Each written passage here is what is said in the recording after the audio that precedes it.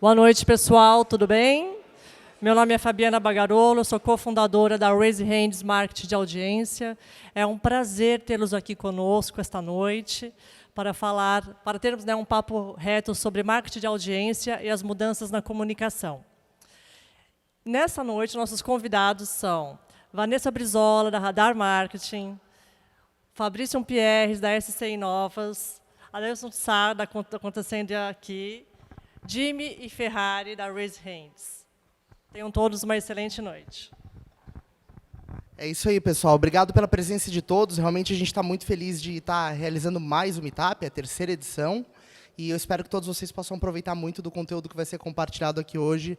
Um Meetup totalmente focado em comunicação, totalmente focado em compartilhar conhecimento sobre o que a gente acredita que é o novo caminho do marketing, né? Então, eu quero convidar a Vanessa Brizola, que é marqueteira, empreendedora, né? Tem uma trajetória já de mais de 12 anos na área de marketing, no setor automobilístico, e vai compartilhar um pouco com a gente dessa transformação, do que ela está vivendo, começando a empreender no meio desse turbilhão que a comunicação está vivendo. Vamos lá, Vanessa. Obrigada, gente.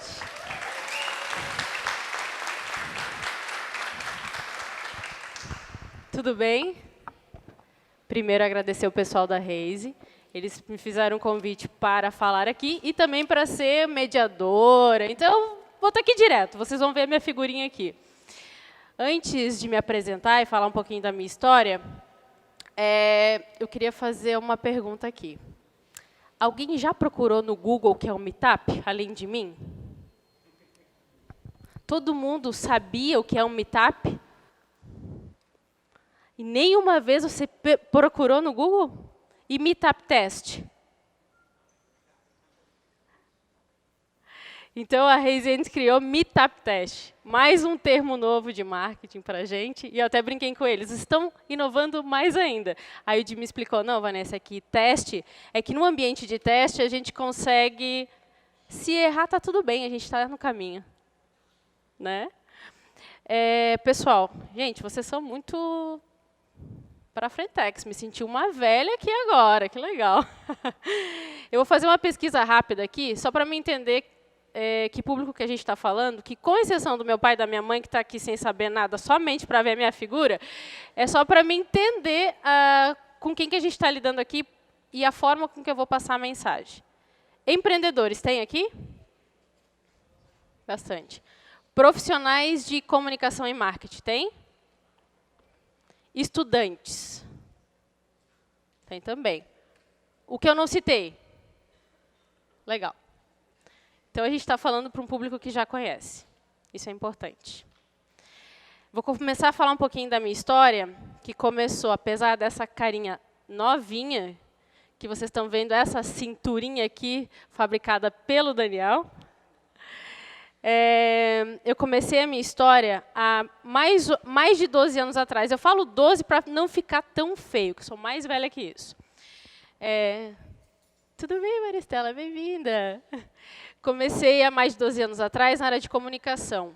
Com 19 anos, eu iniciei na área de comunicação e marketing, e na faculdade de comunicação, e eu fiz a minha habilitação em jornalismo.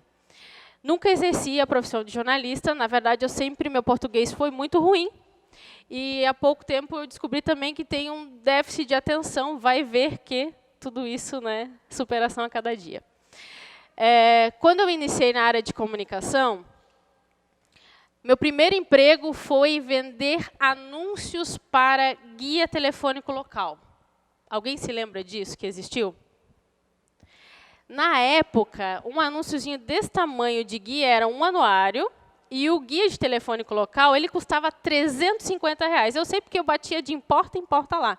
Você quer comprar um anúncio, R$350? Não, mas é importante, vai ter seu telefone, vai ter o endereço da sua loja no guia, e olha só que vantagem. Além de tudo, vai ficar 1 ano na casa dos consumidores. E de lá para cá, quanta coisa mudou, não é mesmo?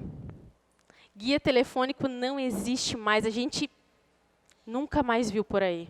Telefone fixo, então, já é uma raridade. Então, quando a gente traz um Meetup para falar sobre a evolução da comunicação, isso tudo, o marketing vem evoluindo junto.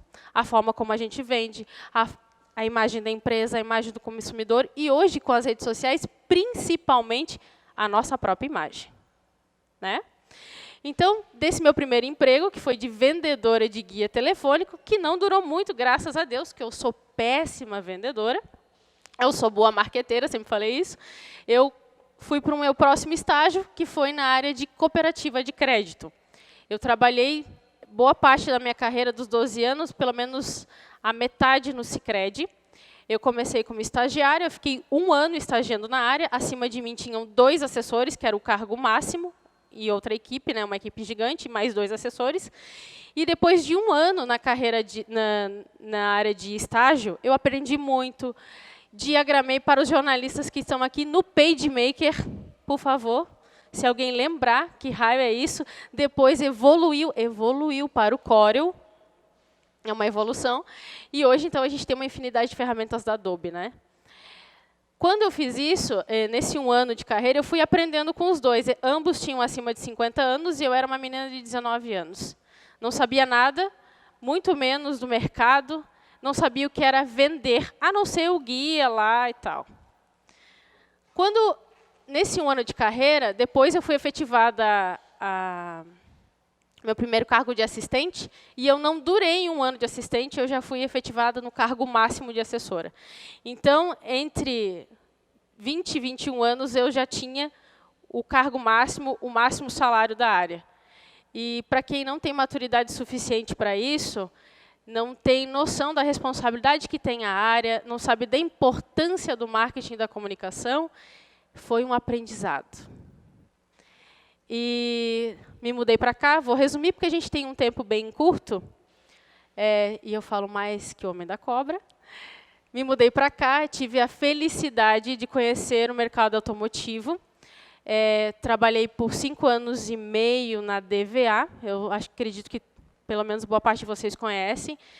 E foi uma carreira muito feliz lá dentro. Hoje eles são nossos clientes, e eu sou muito grata pela oportunidade que eles me deram de construir um departamento do zero.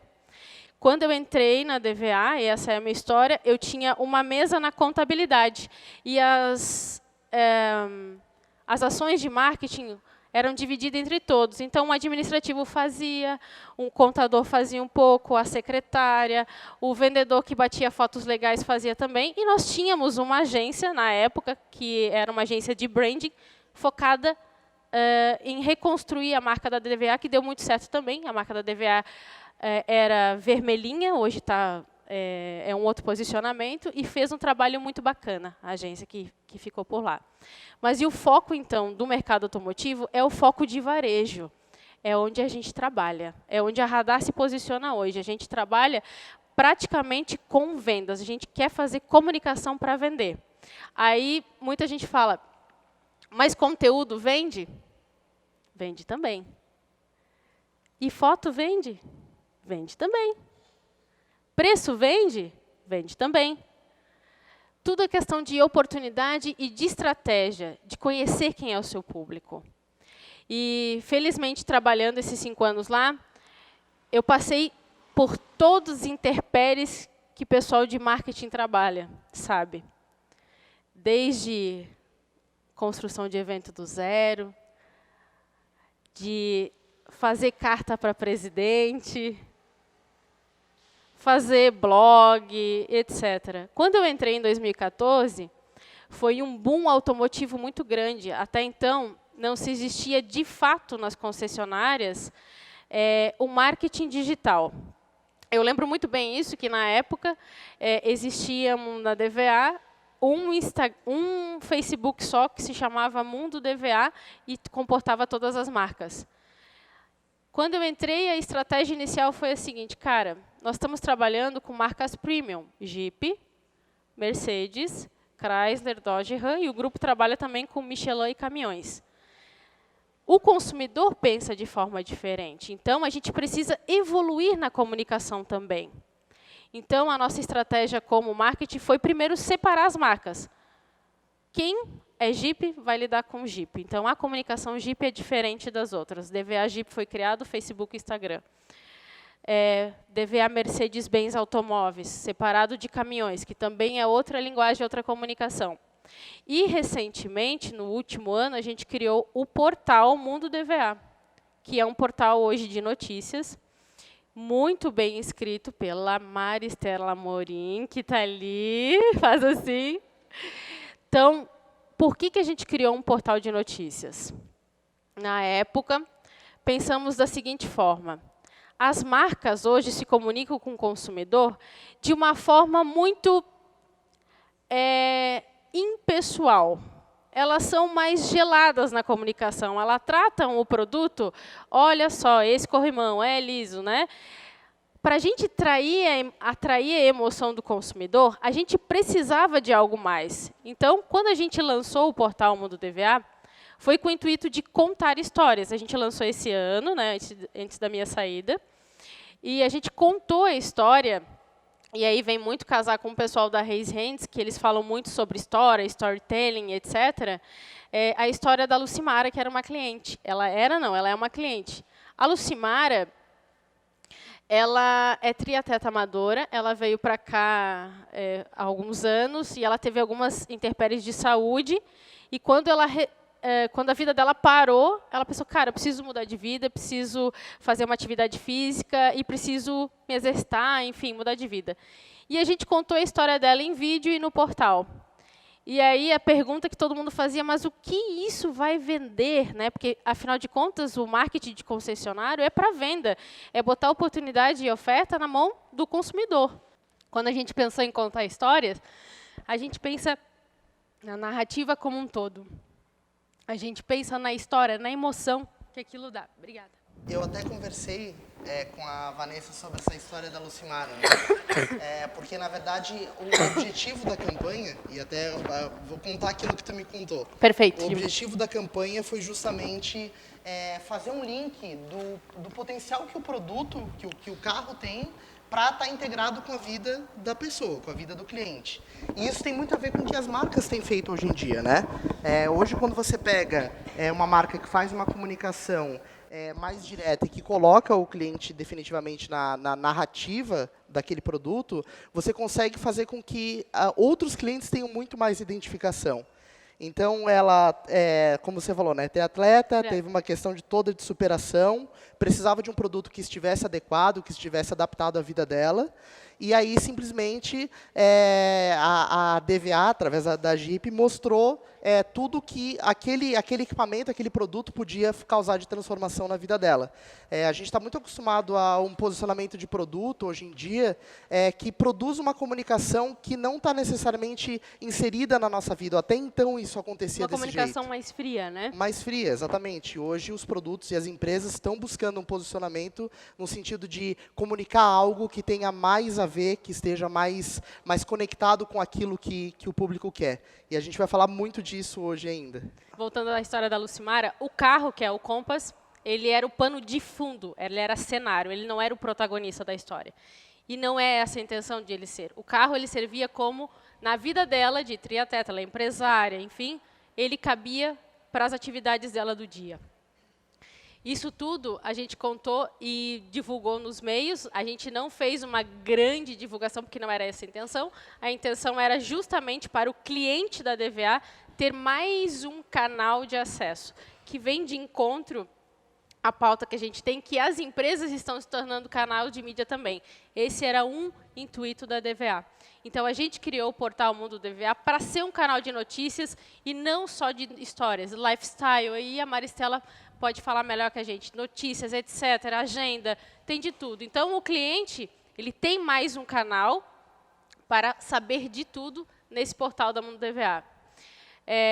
Essa foi uma das estratégias que a gente fez. Então, além de implantar o setor, separar as marcas, fazer uma comunicação direcionada, o nosso forte era oferta de varejo. Até então, a gente não tinha captação de leads, a gente não tinha o marketing digital fortalecido. E, nesses anos, foram de estratégia, 4 anos e meio, todas as marcas hoje elas chegam a 10 mil seguidores em cada canal. Então, com exceção da Mundo DVA, que foi lançada esse ano. Só que não é do dia para a noite. As pessoas entram hoje nas redes sociais, principalmente que está em alta, e acreditam que somente fazendo uma foto e um texto vão ter público, alcance, engajamento. E a gente sabe muito bem, e eu estou falando aqui para todos vocês que trabalham com marketing e sabem quanto é verdade isso, que marketing é investimento. Marketing é investimento. Você investe seu tempo fazendo, a pessoa investe tempo em consumir o conteúdo e, principal, o cliente investe dinheiro e ele quer retorno sobre isso. Então, a forma como a gente faz a comunicação hoje, para o público, ela tem que ser envolvente, ela tem que entregar para o consumidor aquilo que é de valor, que a gente fala hoje, qual é o valor da marca, qual é a sua comunidade, e parece que fica muito superficial. Mas a gente esquece, às vezes, que somos pessoas, né? E quando a gente faz uma pesquisa com N coisas, como se comunicar, a gente tem diversas hipóteses. Diversas hipóteses.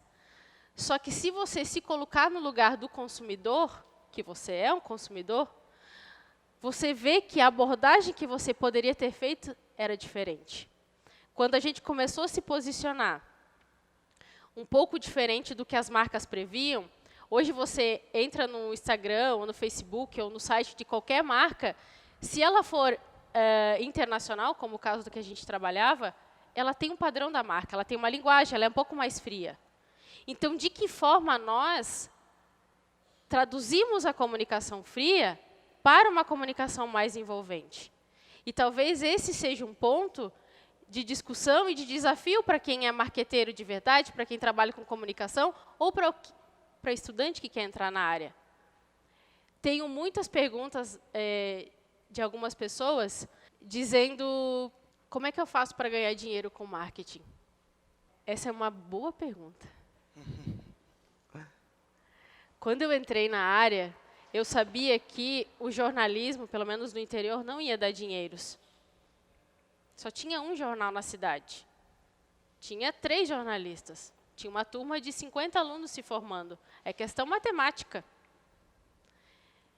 E aí você vê um mercado hoje de oportunidade de comunicação em que todo mundo tem na mão o poder de fazer a sua própria comunicação.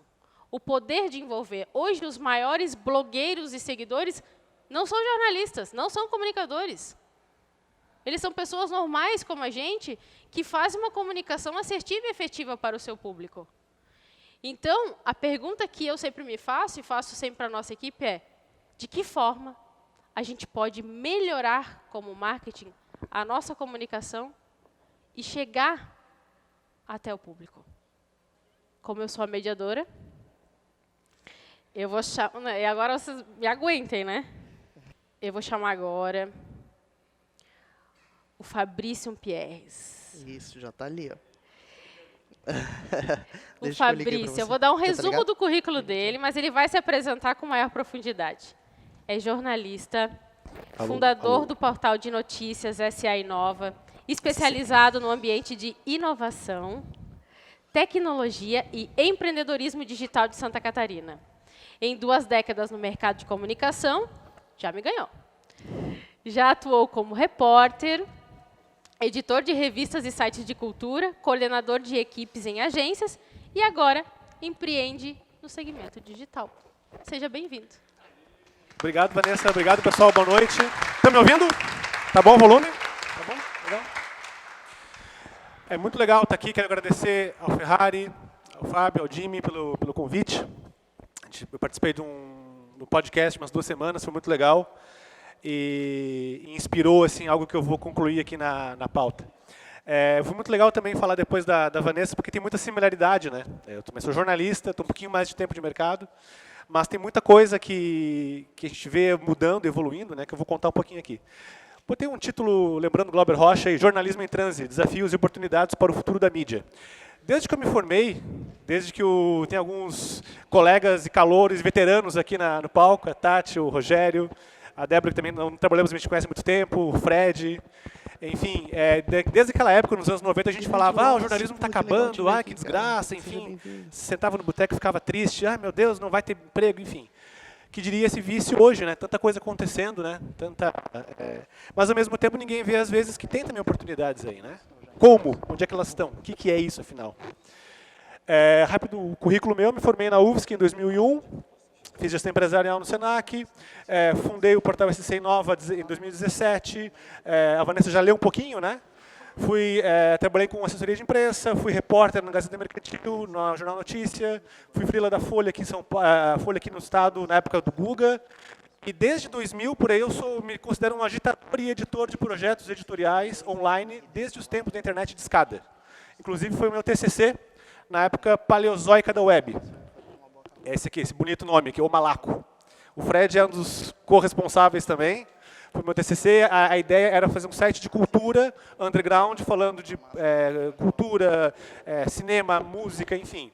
Isso em 2001, 2002, cara. Naquela época, acho que a gente foi um dos pioneiros, né, no curso de jornalismo, de fazer projeto online, né, e durou 2 anos e meio. E o Senac chegou a nos patrocinar durante 3 meses.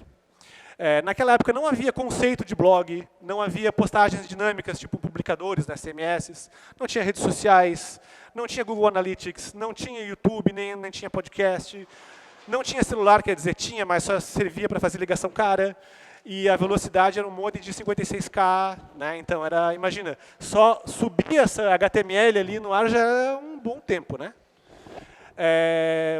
Uns anos depois, a gente fez um outro projeto na mesma pegada, no mesmo lance meio roots, assim, num outro momento. Isso foi 2004, 2007.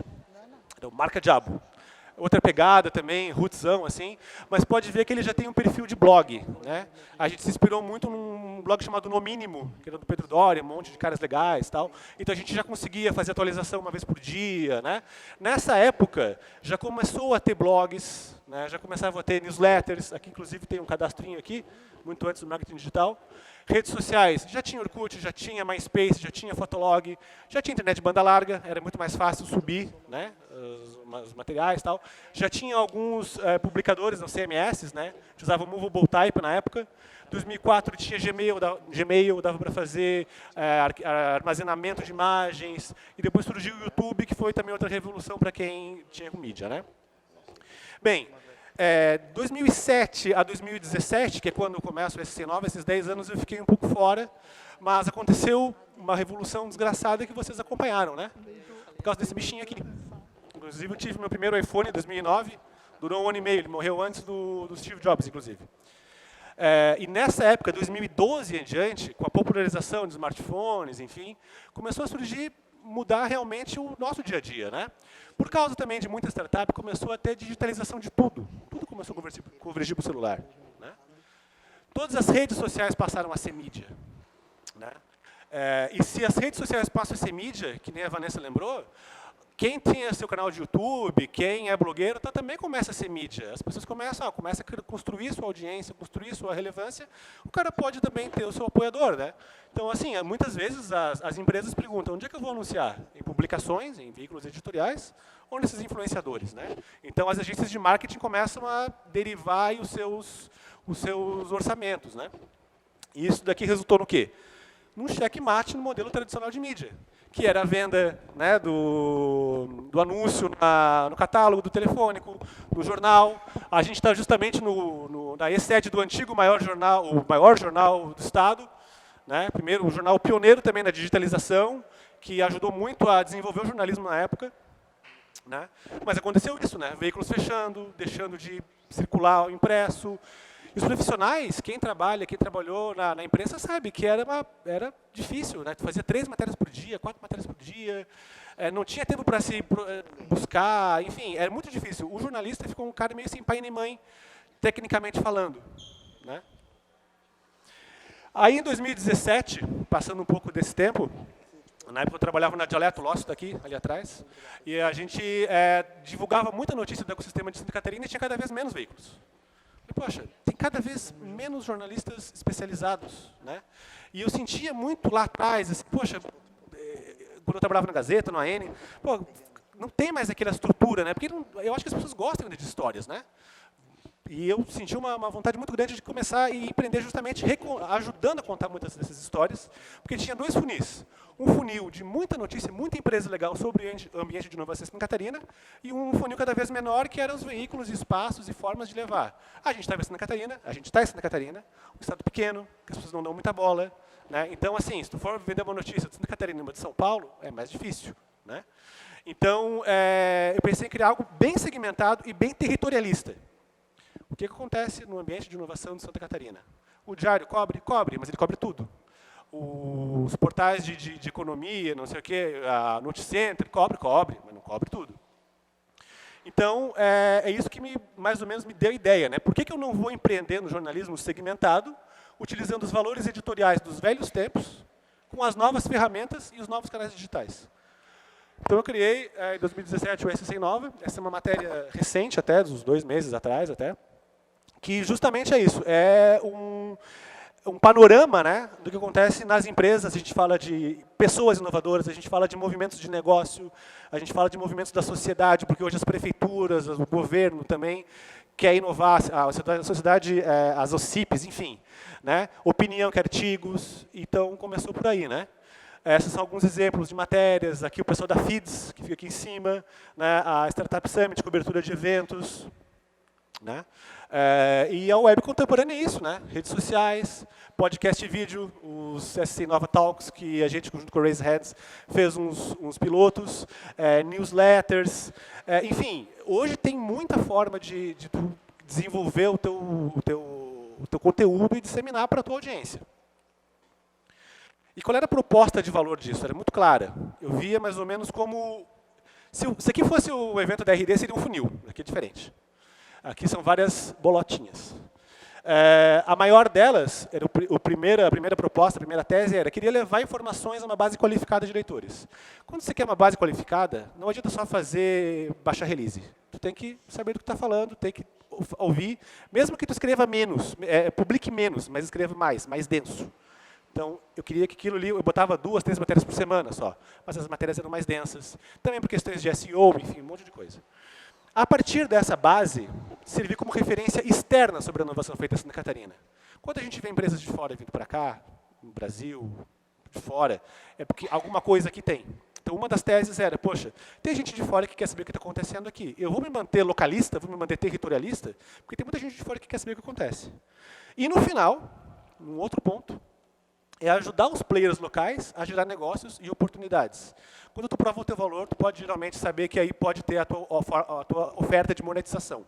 Porque se a partir de um post, de alguma matéria que tu publica, e se tem algum patrocinador e aquilo gera negócio, tu tem um modelo de negócio rentável ou minimamente viável. Em pouco mais de 2 anos, o portal de notícias teve mais de 250 mil acessos. Cara, cresceu bem pequenininho agora, ele está indo, né, tá crescendo bem orgânico. Leitores, 22% de Florianópolis, que é a base, mas olha só, São Paulo já é 12%, Curitiba já tem 10%. Ou seja, aquela tese de falar para quem é de fora o que acontece aqui faz sentido. E nos últimos 5, 6 meses, BH começa a aparecer, Porto Alegre começa a aparecer. Né? Então, eu começo voltando naquele setor aqui, né? Tu leva informação, tu vê como referência externa, com o tempo, tu começa a geralmente ver que isso gera resultado. E quem é essa base qualificada? É a cauda longa. É cauda longa mesmo. Não é muita gente, não é público de mídia de massa. Empreendedores, executivos, gerentes, profissionais de marketing, tecnologia, venda, galera que está afim de descobrir coisa nova e quer inovar, quer saber quem está fazendo o quê. Investidores e gestores de fundos de investimento, comunidade acadêmica, gestores públicos ligados à área econômica de novos negócios. Eu percebo muito que hoje as cidades, tem muita matéria nos últimos meses sobre como é que as cidades estão criando seus programas de inovação, fundos para startups locais, enfim. E representantes de instituições empresariais associativas, né? Porque esses caras também querem saber quem que está fazendo o quê e, a partir das contas, criar os seus próprios modelos de inovação. Agora, isso foi daqui para trás. Daqui para frente é um pouco da minha visão e algumas provocações também sobre o que a gente está vivendo hoje e o que pode ser daqui para frente. E o jornalismo, quando se fala em comunicação, ele é um braço do marketing. Ou seja, todo mundo que trabalha com marketing pode dizer: jornalismo não interessa. Interessa sim porque todo mundo consome notícia. E todo mundo é leitor. Então todo mundo é público-alvo aqui. Quando se fala crise do jornalismo na era atual digital, na era digital atual, ela é resultado da visão ultrapassada de publishers e editores. antigamente os caras faziam o que queriam, porque tinham grana, tinham os meios de produção. Né? Todo mundo pulverizou, e agora vamos fazer tudo como antes? Vamos botar um paywall aqui, para você vai pagar 10 pila por mês para ler mais de 4, 5 matérias? Alguns pode dar certo, mas tem que ter um material muito bom para fazer aquilo fazer sentido. Nem todo mundo é o New York Times. Né? Esse aqui é um tema de uma coluna que eu publiquei no Acontecendo Aqui, do Jailson, que é o próximo palestrante, que fala que a transformação digital do jornalismo passa necessariamente pela transformação digital do jornalista. Muitos amigos, muitos colegas se sentiram muito perdidos. Eu mesmo me sinto perdido. Muitas coisas. Poxa, como é que a gente aprende? Que ferramenta que a gente usa? Eu vou atrás de tudo que eu leio? Faz sentido? O que dá? Então, na verdade, é uma das categorias profissionais que mais demorou para conseguir se encontrar e saber o que vai usar aquilo a seu favor. Muita gente acabou indo, saiu do jornal, foi trabalhar produzindo post para a empresa. Legal, é preciso de jornalista lá também, mas além disso, o que pode ter? Eu vou empreender? É mais uma profissão que nunca aprendeu na universidade a empreender, né? E aqui começa uma provocação um pouco maior. Isso daqui é um estudo, uma pesquisa que a Distrito, que é uma empresa de pesquisa lá de São Paulo, ela fez sobre o ecossistema de Santa Catarina. E tem coisa pra caramba, né? Esse aqui são as startups aqui do estado. Tem startup de água e energia, tem startup de finanças, tem startups de seguros, tem startups de gestão de negócios, construção civil, adtech, advertising, anúncio, publicidade, indústria 4.0, saúde, tem fashion tech, tem kids, tem pet. Quantos media techs tem aqui? Tem nenhuma. Tem nenhuma. E por que não tem? Não faz sentido ter? Então, esse que é o grande desafio agora. Onde é que elas estão? Ou se elas estão, de onde elas podem surgir? Faz sentido surgir? Por que elas não podem surgir? Se elas surgirem, quem que investiria nelas? Afinal de contas, como já ouvi alguns mentores falarem para mim, assim, essa área de vocês é muito estranha, né? Porque vocês fazem matéria, mas você não pode vender a matéria, assim, não todas, né? E se tu vende, tem que deixar bem claro, é um anúncio. Então, assim, também falta uma forma de criar também cultura para quem pode investir nisso. E quem é que ajudaria a mentorar as mediateks? Quem é que conhece desse negócio, conhece de gestão de negócio para ajudar pessoas da área de comunicação e jornalismo para mediar isso? Como é que se forma uma equipe? Antigamente, tu pegava 4 jornalistas e tinha uma redação. Hoje tu precisa de designer, hoje tu precisa de um programador, enfim, às vezes até de um próprio CS, porque, enfim, tu precisa vender, né? Um Customer Success, enfim. Como é que as novas formas de monetização? Não adianta só fazer paywall ou fazer vaquinha, né? É muito difícil conseguir isso. Aqui uma prova que foi lançada ontem, né? A Associação Catarinense de Imprensa, a gente tem uma das vice-presidentes aqui, a Débora Almada, eu sou diretor de inovação, e um trabalho que a ACI há uns 2 anos tem feito de se atualizar e tentar buscar também novas oportunidades profissionais para os jornalistas, ela junto com o SEBRAE e a Assembleia Legislativa, que são os apoiadores e patrocinadores, a gente está criando um laboratório de pré-incubação para projetos de comunicação e jornalismo. O edital foi lançado ontem. Só entra na página da ACI, que vai ter ali essa notícia em destaque. Ali dentro vai ter o edital e vai ter os links para inscrições. Começa no já começou ontem, dia 20, né, e está com inscrições abertas até o dia 20 de dezembro. Vão ser escolhidos 10 projetos que vão receber 6 meses de mentoria, nos mesmos formatos que outros projetos de pré-incubação do Co-Creation, economia criativa, turismo, já tem aqui, já tem em São José, tem em Caçador, tem em Criciúma. Então, assim, está começando a ter uma mobilização, e esse evento é outro exemplo, né, cara? A gente está querendo discutir, querendo ver por onde é que os caminhos, como é que o marqueteiro se encontra com o jornalista, de onde é que isso gera negócio, né? Então, eu deixo o convite para vocês, quem tem interesse, acessem lá o site da CI, procurem isso, quem tem amigos, marquem os amigos que possam querer empreender, buscar negócios, né? É muito importante começar isso, e não pode ser o primeiro e único, ele tem que ser o primeiro de muitos, para sempre qualificando projetos e assim por diante. A gente vai fomentando esse mercado. E quero deixar um exemplo aqui, que eu também usei numa coluna que eu publiquei no Acontecendo Aqui. Onde é que tem isso? Nova York. Nova York é fácil, né, cara? Tem tudo em Nova York. Mas, enfim, é um exemplo. O New York City Media Lab é um projeto que envolve a Secretaria de Desenvolvimento Econômico de Nova York, com alguns investidores, as empresas de mídia lá. Poxa, NBC, Bloomberg, enfim, Reuters, whatever. O que eles fazem? Eles se juntaram para buscar soluções, tentar casar novas tecnologias com demandas de mídia, demandas de oportunidades de mercado. Então, por exemplo, eles fizeram alguns projetos, por exemplo, um com a NBC Universal, blockchain e monetização de conteúdo, né? Outro é com a da família Hearst, do Cidadão Kane. Como tu gera, por exemplo, conteúdos em vídeo em conhecimento, utilizando plataformas de inteligência artificial para ler conteúdos de vídeo de 1 a 2 horas e daquilo gerar dados, enfim. E isso é uma coisa muito interessante porque tem um outro movimento deles que junta com as universidades, para atualizar os currículos, para enfim. Então é uma coisa bem legal. A gente poderia ter alguma coisa mais ou menos aqui guardada as devidas proporções, né? Mas podia ter. E aqui fica uma provocação, um desafio final, que quem for da área de jornalismo, de comunicação, e que quiser fazer parte disso, seria muito bem-vindo, será muito bem-vindo, que é o seguinte: se Santa Catarina é o estado da inovação, e se Florianópolis é a ilha do silício, por que não começamos uma conexão entre mídia e tecnologia por aqui? Né? Por que não tem aquelas mediateks aqui? Né?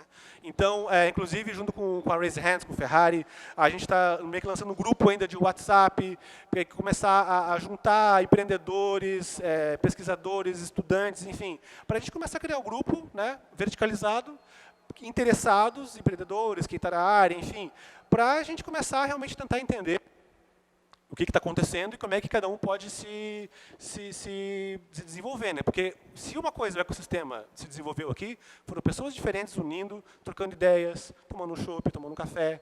E eu acho que se a gente tem hoje a maior concentração de startups do Brasil, é muito por causa disso, e eu ficaria muito feliz de ver isso também na nossa área e a gente conseguir também sair dessa pasmaceira, inspirar pessoas e usar essa base instalada de mentores, de empreendedores, de gente muito bacana, para também criar novos projetos de mídia, novas ideias. E, basicamente, era isso que eu queria deixar para vocês. Agradeço a presença, agradeço o papo aqui. Muito obrigado. Devolvo para a Vanessa, nossa mediadora. Agora aqui no meio. Não sei se estourei o tempo. Gente, vamos lá.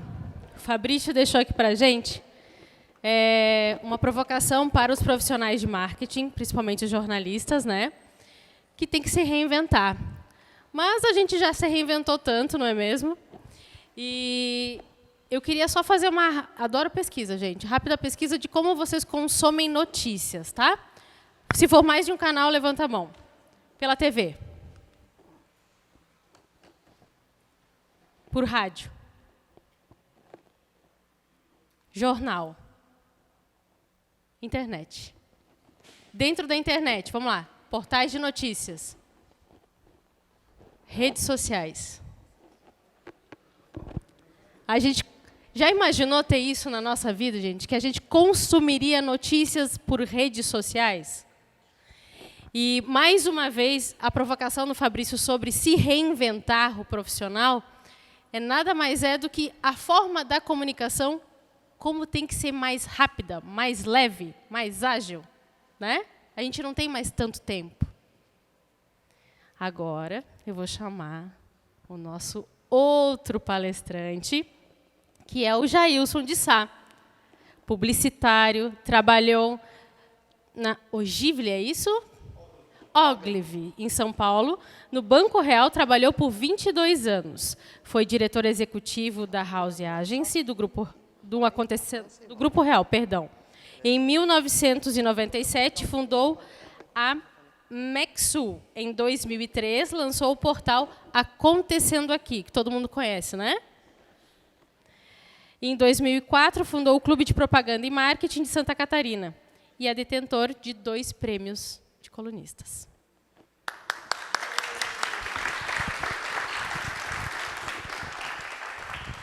Obrigado, Vanessa. O Lócio, que está ali, tem grande responsabilidade na plataforma da Acontecendo Aqui de hoje. Ele ajudou com o Canvas, a gente organizou uma busca por uma sobrevivência, né, por Acontecendo Aqui. Até agora está sobrevivendo, valeu aquilo lá. Bom, eu não sou palestrante, não sei organizar palestra, eu coloquei algumas informações ali, porque hoje em dia, você fazer palestra, com a quantidade de informação que você recebe todo dia, é um risco. Né? Então, eu não estou trazendo nada novo, não vou colocar nenhum conceito que vocês já não conheçam, apenas organizei algumas informações que dá para a gente ter uma ideia do que é essa transformação na comunicação, que foi o desafio que o Jimmy me deu, e como é que as pessoas consomem informações nos dias de hoje. Eu queria perguntar para vocês, qual é a profissão mais antiga do mundo? Qual? Pode falar. Vendas. Qual? Como?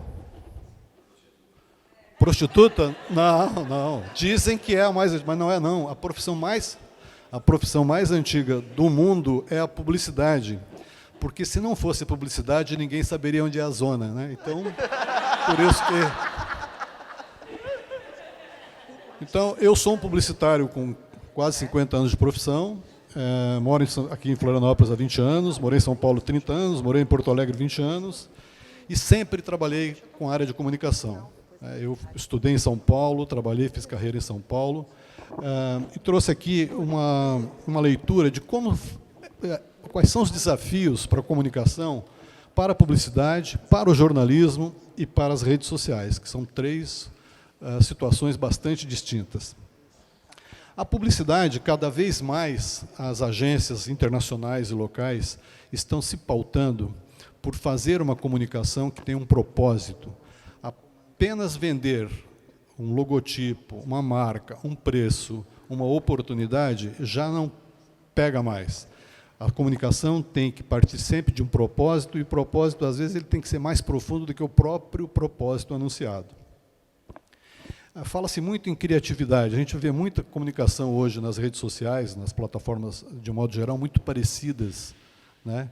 Porque são programadores que estão fazendo a publicidade nas redes sociais. Então, a criatividade é o ambiente onde quem quer fazer comunicação tem que passar uma temporada, tem que tirar férias lá, tem que ir lá fazer uma pós-graduação, o que seja, para poder desenvolver esse encantamento, essa sedução que o publicitário aprende na vida, a levar uma emoção através da sua mensagem, porque quando você emociona uma pessoa, essa pessoa jamais esquece de você, né? Então, o papel da comunicação é levar a emoção para que as pessoas se lembrem de você.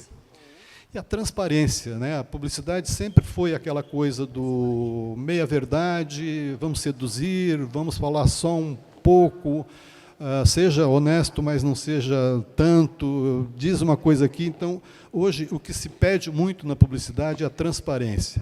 Transparência é diferente de verdade, porque verdade você está contando uma coisa como ela é. A transparência é você ir fundo, né? Você lê uma bula de remédio, é impossível você ter transparência numa bula de remédio, né? Então, a publicidade hoje tem que considerar esses 3 pontos na hora de atender um brief de um anunciante. O jornalismo, né? O desafio para quem faz jornalismo, seja em que plataforma seja em que canal de comunicação seja, é isso aqui, é adquirir credibilidade, e é uma coisa que hoje até os grandes veículos estão perdendo. As grandes redes de comunicação, mundo afora, perdem a credibilidade porque os interesses são muitos. A Vanessa falou um pouco aqui da empresa BVA, que transformou a empresa em canal de mídia, e hoje, cada vez mais, as empresas vão precisar de ter mídia do seu lado, de ter um veículo do seu lado. E isso quem disse foi o Eric Santos. Na RD desse ano, ele disse que as empresas estão caminhando para uma situação de que vão precisar cada vez mais ter um grande veículo do seu lado. E ele deu o exemplo da XP, que comprou Infomoney, e um outro grupo comprou Exame. E aí, como é que você vai levar a sério a informação de um de outro, se são concorrentes do mercado financeiro, um Infomoney e o outro Exame, né? Então, os veículos têm que se pautar, têm que buscar essa credibilidade, passar essa honestidade, que é o trabalho do jornalista, de apuração, de investigação, de construir uma história correta, honesta, para ganhar credibilidade. E como é que você consegue engajamento com o jornalismo? Storytelling, uma narrativa, uma informação bem construída. Hoje, se você olhar alguns jornais, eles escrevem as notícias como se fosse internet. E não é o papel do jornal. O papel da internet, pelo celular, é contar o que e onde. A história de um avião que caiu, né? Pô, caiu um avião. Onde? Quando? Hoje, em X cidade. Para saber mais onde é que... Não é na internet que você vai ficar 2 horas buscando informação com profundidade. Você vai ligar uma rádio, entrar num site que tem um jornal bem escrito, e não nas redes sociais que todo mundo consome 80% do seu dia ali. Nas redes sociais, o desafio, né, na hora que a Vanessa fez a pesquisa dela, 90% levantou a mão porque consome comunicação por redes sociais, o desafio é exatamente esse, né? Buscar o engajamento. E como é que você consegue engajamento? Só contando história? Só mostrando coisas no Instagram? Né? Só fazendo comentários e ditando regras no Facebook sobre assuntos que você nunca leu, você nunca estudou, mas você é o dono da verdade, vai ali e coloca, e as pessoas compartilham sem olhar de onde vem, se é verdade, se não é? Então, esse é o desafio para quem opera as redes sociais, para quem é profissional dessa área, conseguir esse engajamento. A comunicação hoje nas redes sociais, dita por anunciantes, é que você tem tudo muito igual. Eu entro no celular do meu concorrente, a cor é igual ao meu, a diagramação é igual, a abordagem é igual, a foto é do mesmo banco de imagens. Então, essa criatividade, essa busca pelo novo, pela boa ideia, é uma coisa a se perseguir nas redes sociais, nas plataformas digitais, e a responsabilidade que as plataformas têm que ter daqui para frente, né? Vimos notícias essa semana do Instagram excluindo 400 mil contas fantasma, o Facebook mais 800 mil. Então, dos 2 bilhões de contas que acessam as redes sociais, mais da metade é fake, mais da metade não funciona. Estava falando com o Gonçalo agora sobre o alcance de algumas redes sociais, que tem números astronômicos, você vai lá ver, não tem um like, não tem um compartilhamento, não tem um comentário. Que engajamento é esse? Né? Então, as redes sociais têm que começar a olhar um pouco para isso, os anunciantes que são os responsáveis pelo dinheiro que abastece a publicidade, o jornalismo e as redes sociais, eles têm uma necessidade. Eu não sei o que vem aqui, vou falar um pouquinho disso aqui já.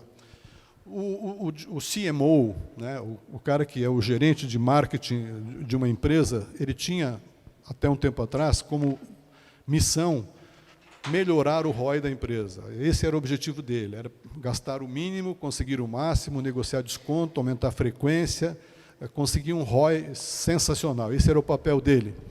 Hoje, a missão de um diretor de marketing, de um CMO, é criar oportunidade, criar uma experiência para o consumidor. Esse é o papel de fazer, seja para vender automóvel, vender banco, vender qualquer serviço, o papel do CMO é ir atrás de como criar essa experiência para o consumidor.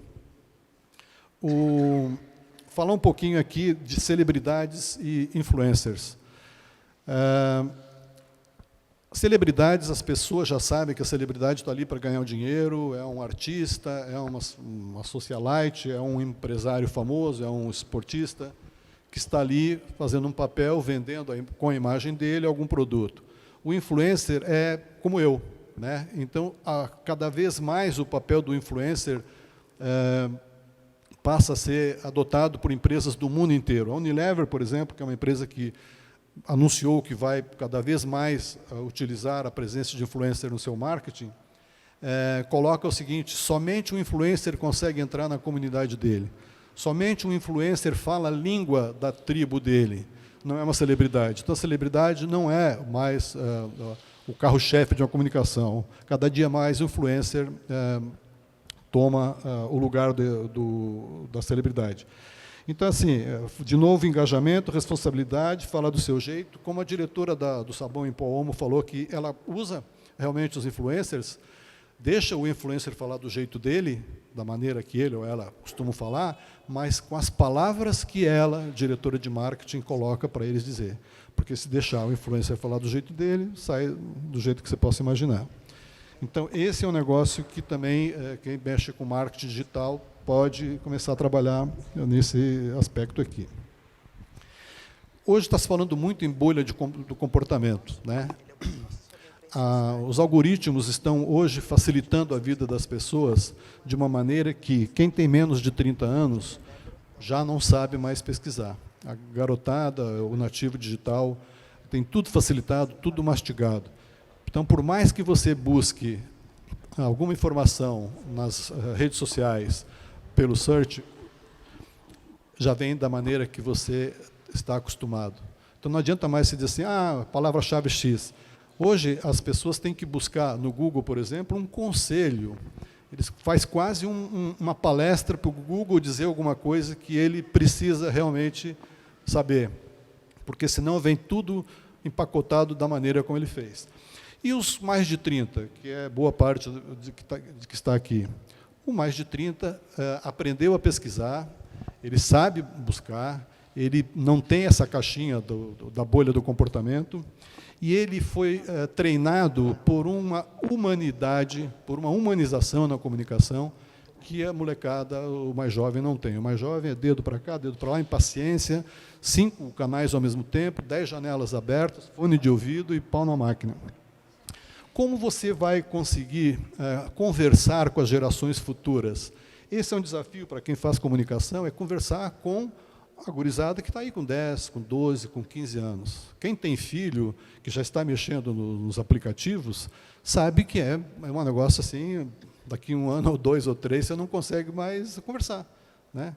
Então, assim, o poder de escolha que o jovem está perdendo é o desafio para quem quer buscar esse jovem, para quem quer conversar com ele, quem quer vender qualquer coisa para ele. E os algoritmos, eles mudam todo dia, todas as plataformas mudam, e você que faz comunicação, você que vende, você que quer falar com esse consumidor, como é que você resolve isso? Não é tendo 1 ou 2 pessoas lá dentro da tua empresa, você tem que ter um conjunto de profissionais para olhar para você. Estou falando de empresa grande, né? Para cuidar disso para você, porque você não consegue, nem com o teu time, maior que seja, se você tem todos os policies de uma empresa grande, você tem que passar para alguém que tenha competência, porque o algoritmo muda e vai mudar cada vez mais.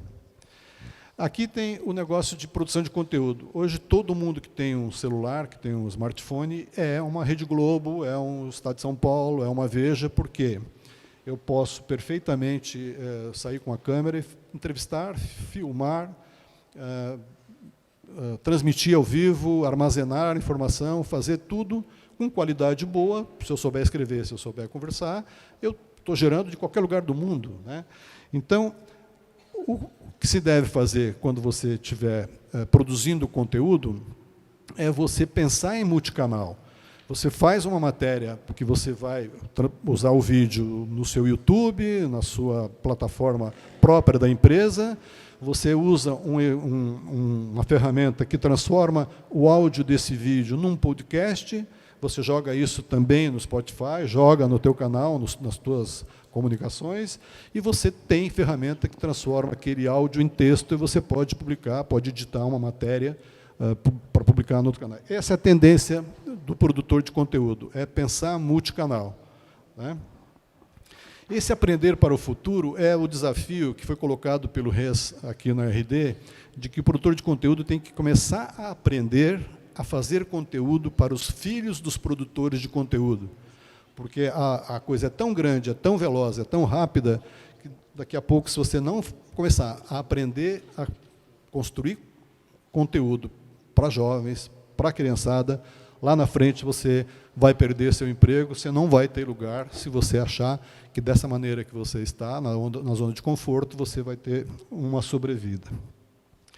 A qualidade e relevância. A produção de conteúdo, às vezes você faz vários posts, produz 500 conteúdos e joga tudo nos teus canais, e que retorno que deu? A recomendação é que você diminua a produção de conteúdo, procure fazer conteúdos bons, amplos, profundos, e que você consiga usá-los por mais tempo. Você pode pegar um tema, no caso da DVA, a Maristela está ali, pode pensar, ou até dar um depoimento sobre isso. Você pega numa experiência do consumidor para um automóvel, e você pode sei lá, pegar o prazer de dirigir, segurança, pegar um tema desse, ir com profundidade e desdobrar isso por semanas dentro dos canais do cliente. Então, sempre pensar que qualidade cada vez mais, relevância cada vez mais. E esse número que está aqui é um dado que para se refletir sobre a qualidade do que tem na web, né? Existem disponíveis 900 milhões de conteúdos na web. Tem uma pesquisa que foi mostrada outro dia que diz o seguinte: desses 900 milhões, 1,7% representam 75% dos compartilhamentos na web. Ou seja, 92% disputam os outros 25% de compartilhamento. Ou seja, é conteúdo de qualidade que vai dar compartilhamento, que vai gerar engajamento, portanto, aumentar o sarrafo aí. Acontecendo aqui, acompanho o Festival de Cannes com uma cobertura presencial há 7 anos.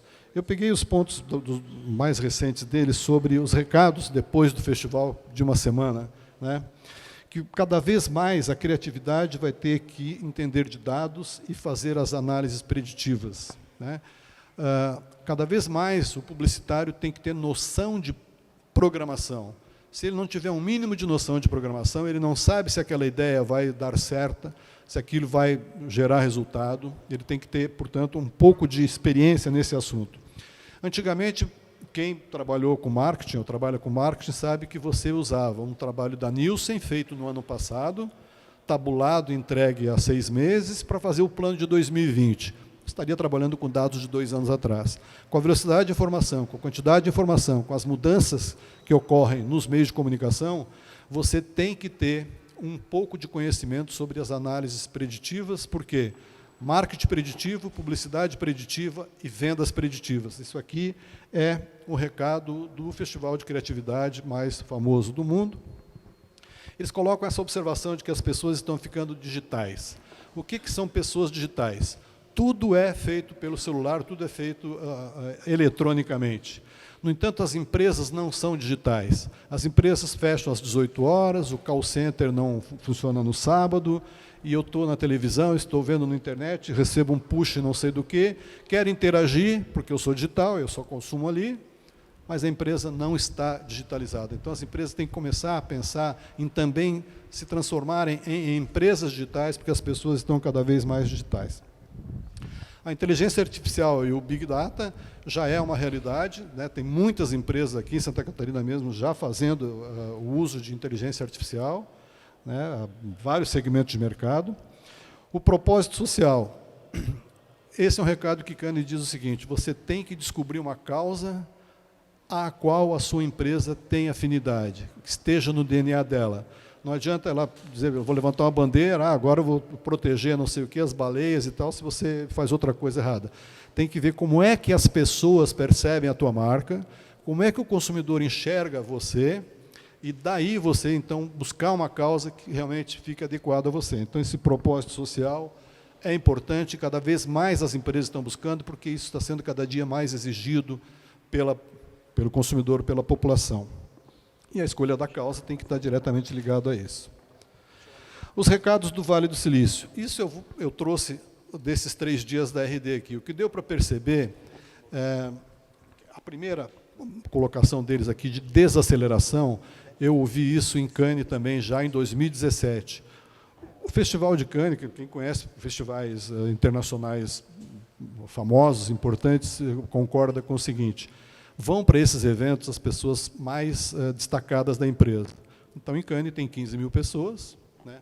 O Web Summit tem 72 mil pessoas, o Salesforce tem 170 mil pessoas, o RD teve 12 mil pessoas.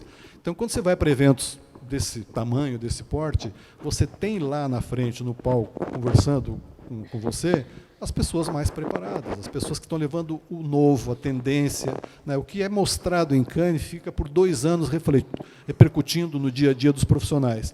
E um desses palestrantes disse o seguinte: Pessoal do Vale do Silício, diminuam a entrega da tecnologia. Vocês estão entregando muito rapidamente, os devices cada dia mais duram menos, cada dia mais as pessoas, quando começam a dominar uma plataforma, vem outra em cima, e não estamos conseguindo fazer com que as pessoas aprendam, consumam e deem vazão a negócios, porque elas estão muito ansiosas com o consumo dessas novidades. E essa desaceleração, eu ouvi de 3 gringos aqui na RD há 2 semanas, pedindo que as pessoas desacelerem. Eu acho que isso é uma preocupação que está havendo lá no Vale do Silício. O Lócio vive no Vale do Silício, já furou 3 pneus de bicicleta lá do Google, andando de bicicleta lá, pode confirmar ou desmentir isso. Mas eu acho que é uma preocupação deles lá com essa aceleração. As pessoas estão muito ansiosas, são muito irrequietas, são impacientes, as crianças já são nervosas, já gritam, já falam, já não tem... Se travou, se a internet estiver ruim num lugar, num shopping, que o negócio não vai, a criança já... Né? Então, essa desaceleração foi solicitada e pedida. Um outro recado do Vale do Silício é com relação à empatia. Cada vez mais você tem que criar uma empatia da tua marca, através da comunicação, através de atitudes, através de conversa com o consumidor, cada vez mais olhar para isso. Também foi destacado voz, tanto na pesquisa feita nos motores de busca, quanto na comunicação. O Spotify, que era um canal que subiu, depois caiu, foi lá no fim do mundo, voltou, está aí liderando, crescendo cada dia mais. E as pessoas não vão continuar digitando, mas elas vão usar cada vez mais a voz para fazer pesquisas. Então, por quê? Não é mais a palavra-chave, já são os conselhos, já são perguntar para o Google um pouco mais de informação. Né? O Rogério está aqui, cliente de uma loja onde a minha esposa trabalha, e a clínica médica lá estava com problema, porque tem plantão 24 horas, fim de semana sempre teve um volume de clientes bons e começou a cair. Ele disse, mas eu faço Google Ads, eu faço isso, faço aquilo, e está caindo cada dia mais. Aí foram descobrir, depois de pedir um diagnóstico para uma empresa de marketing digital, por que estava acontecendo isso. Aí descobriram que estavam sendo usadas palavras antigas e estavam sendo colocadas palavras que não se usa mais e de maneira que não estava dando resultado. Então, no lugar de dizer assim, clínica veterinária, não sei o quê, tem que procurar no Google assim, meu cachorro fez cocô verde, o que eu faço agora?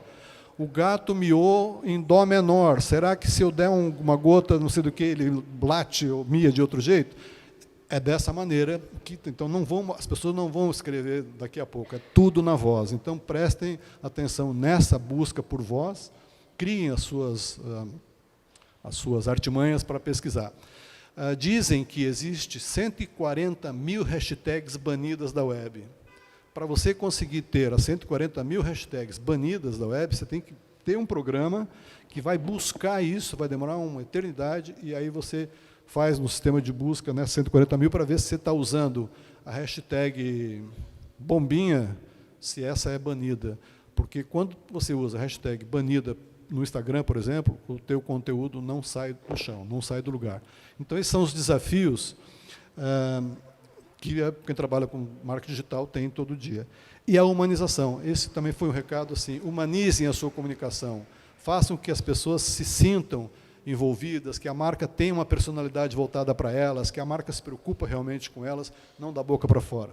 Os recados dessas 2 feras, o Eric Santos e o Walter Longo. O Eric Santos disse neste RD que hoje nós estamos, todos que trabalhamos com marketing digital, com o mundo da comunicação, estamos numa esteira ligada. Se você não correr, você cai. Então, você tem que estar... Né, que não é muito diferente do recado do Walter Longo, que ele, há uns 2 anos atrás, estive numa palestra com ele, lá no Costão Santinho. Ele disse o seguinte, que hoje nós precisamos correr muito para ficar no mesmo lugar. Então, é muito parecido o recado desses 2 aqui. E o meu recado é assim, audiência para o acontecendo aqui, pautas para o acontecendo aqui. Era isso. Obrigado.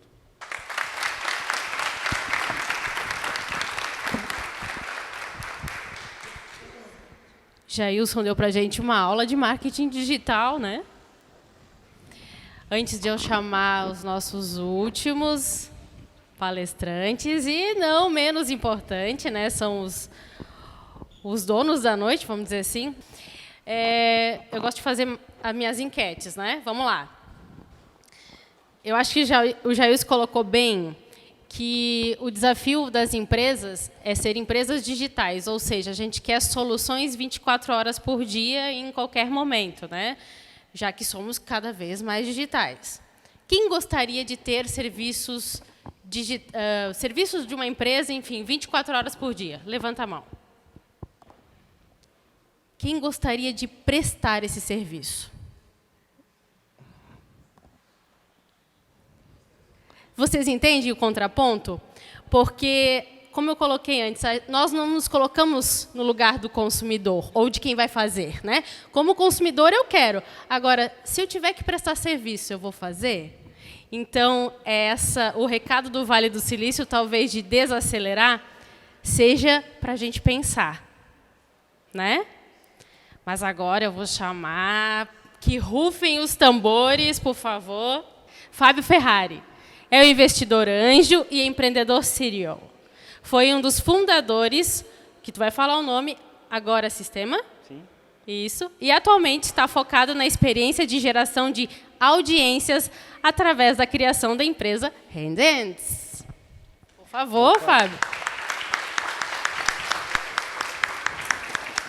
Agora, o Rodrigo de Alcântara, também mais conhecido como Jimmy, lidera há 10 anos negócios nos mercados de marketing, eventos e esportes. Certificado pelo Innovation Acceleration Program, eu adoro termos em inglês, gente, pela Universidade de Califórnia, nos Estados Unidos, e autor do método Jimmy Roller Coaster, metodologia de excelência em modelagem de negócios e execução de campanhas digitais. Na Raise Hands, ele é o storytelling e dedica-se para transformar o jeito de marcas e pessoas contarem as suas histórias. Sejam bem-vindos. Obrigado, Vanessa. Alô. Quero primeiro agradecer a presença de todos vocês, né? A gente está aqui realmente para promover um evento de integração no mercado de comunicação. E a gente tem aprendido já muito, né, com a bagagem de todas essas grandes feras que falaram antes da gente. E a gente quer aqui compartilhar um pouco do que a gente tem aprendido, do que a gente tem construído no caminho do marketing de audiência, que é o que a gente acredita que seja a nova forma como a gente vai se comunicar, a metodologia, a ciência que reúne todos esses insights que vocês ouviram nessa noite, né, de entregar valor, de se engajar, de conectar pessoas. Vamos nessa? É isso aí. Vamos lá. Bom, aqui tem as nossas arrobas. Eu vim do mercado. Vamos trocar de lugar para a gente ficar certinho na foto ali. Ó. Beleza. Eu vim do mercado de comunicação, né? Atuei por bastante tempo nessa área. E chegou um determinado momento, né, nessa jornada, que eu comecei a perceber que as estratégias tradicionais de marketing, estratégias tradicionais de marketing digital, né, o marketing digital tradicional, já não estava mais trazendo o resultado que trazia antes. As pessoas não estavam mais se envolvendo, as pessoas não estavam mais consumindo, mais interagindo com o conteúdo como faziam. E aí eu comecei a entender, a buscar, observar qual é o novo comportamento das pessoas, o que nós, enquanto consumidores de conteúdo, de informação, de produtos e serviços, queremos das marcas, das empresas. E aí iniciei essa missão construindo marketing de audiência junto do Ferrari e da Raise Hands. A minha experiência já foi no outro lado. Eu montei uma startup em 2010. Eu tive bastante dificuldade de fazer o processo de comunicação acontecer. Eu botava a publicação em blogs e artigos e botava para fazer os anúncios pagos e tentava trazer tráfego para o site. E eu via um resultado muito, muito pífio. A gente não conseguia fazer as pessoas ficarem engajadas com o processo de conteúdo que a gente estava gerando lá dentro da plataforma.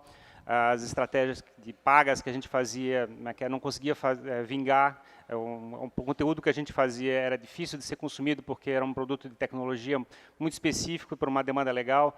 Então, a gente tinha bastante dificuldade de atrair as pessoas para o conteúdo que a gente estava gerando. E eu sofri bastante naquele processo e eu ficava bem frustrado que eu ficava vendo muitas vendas acontecendo e depois de um mês o cliente falando assim, pô, agora entendi porque o produto de vocês é tão bom.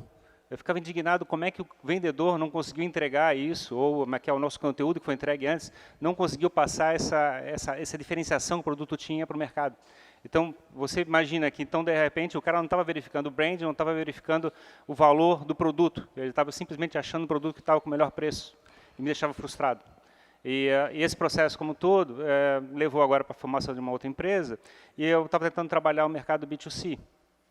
A primeira coisa que eu estava verificando é que a gente estava caminhando rapidamente um processo de venda B2C consultivo, o que é impossível. A gente vai perder muito dinheiro num processo de venda B2C consultivo. Isso implicava, segundo o que eu estava pesquisando, em trabalhar a construção de brand. E eu tentei procurar, então, o que é fabricar brand nos dias de hoje.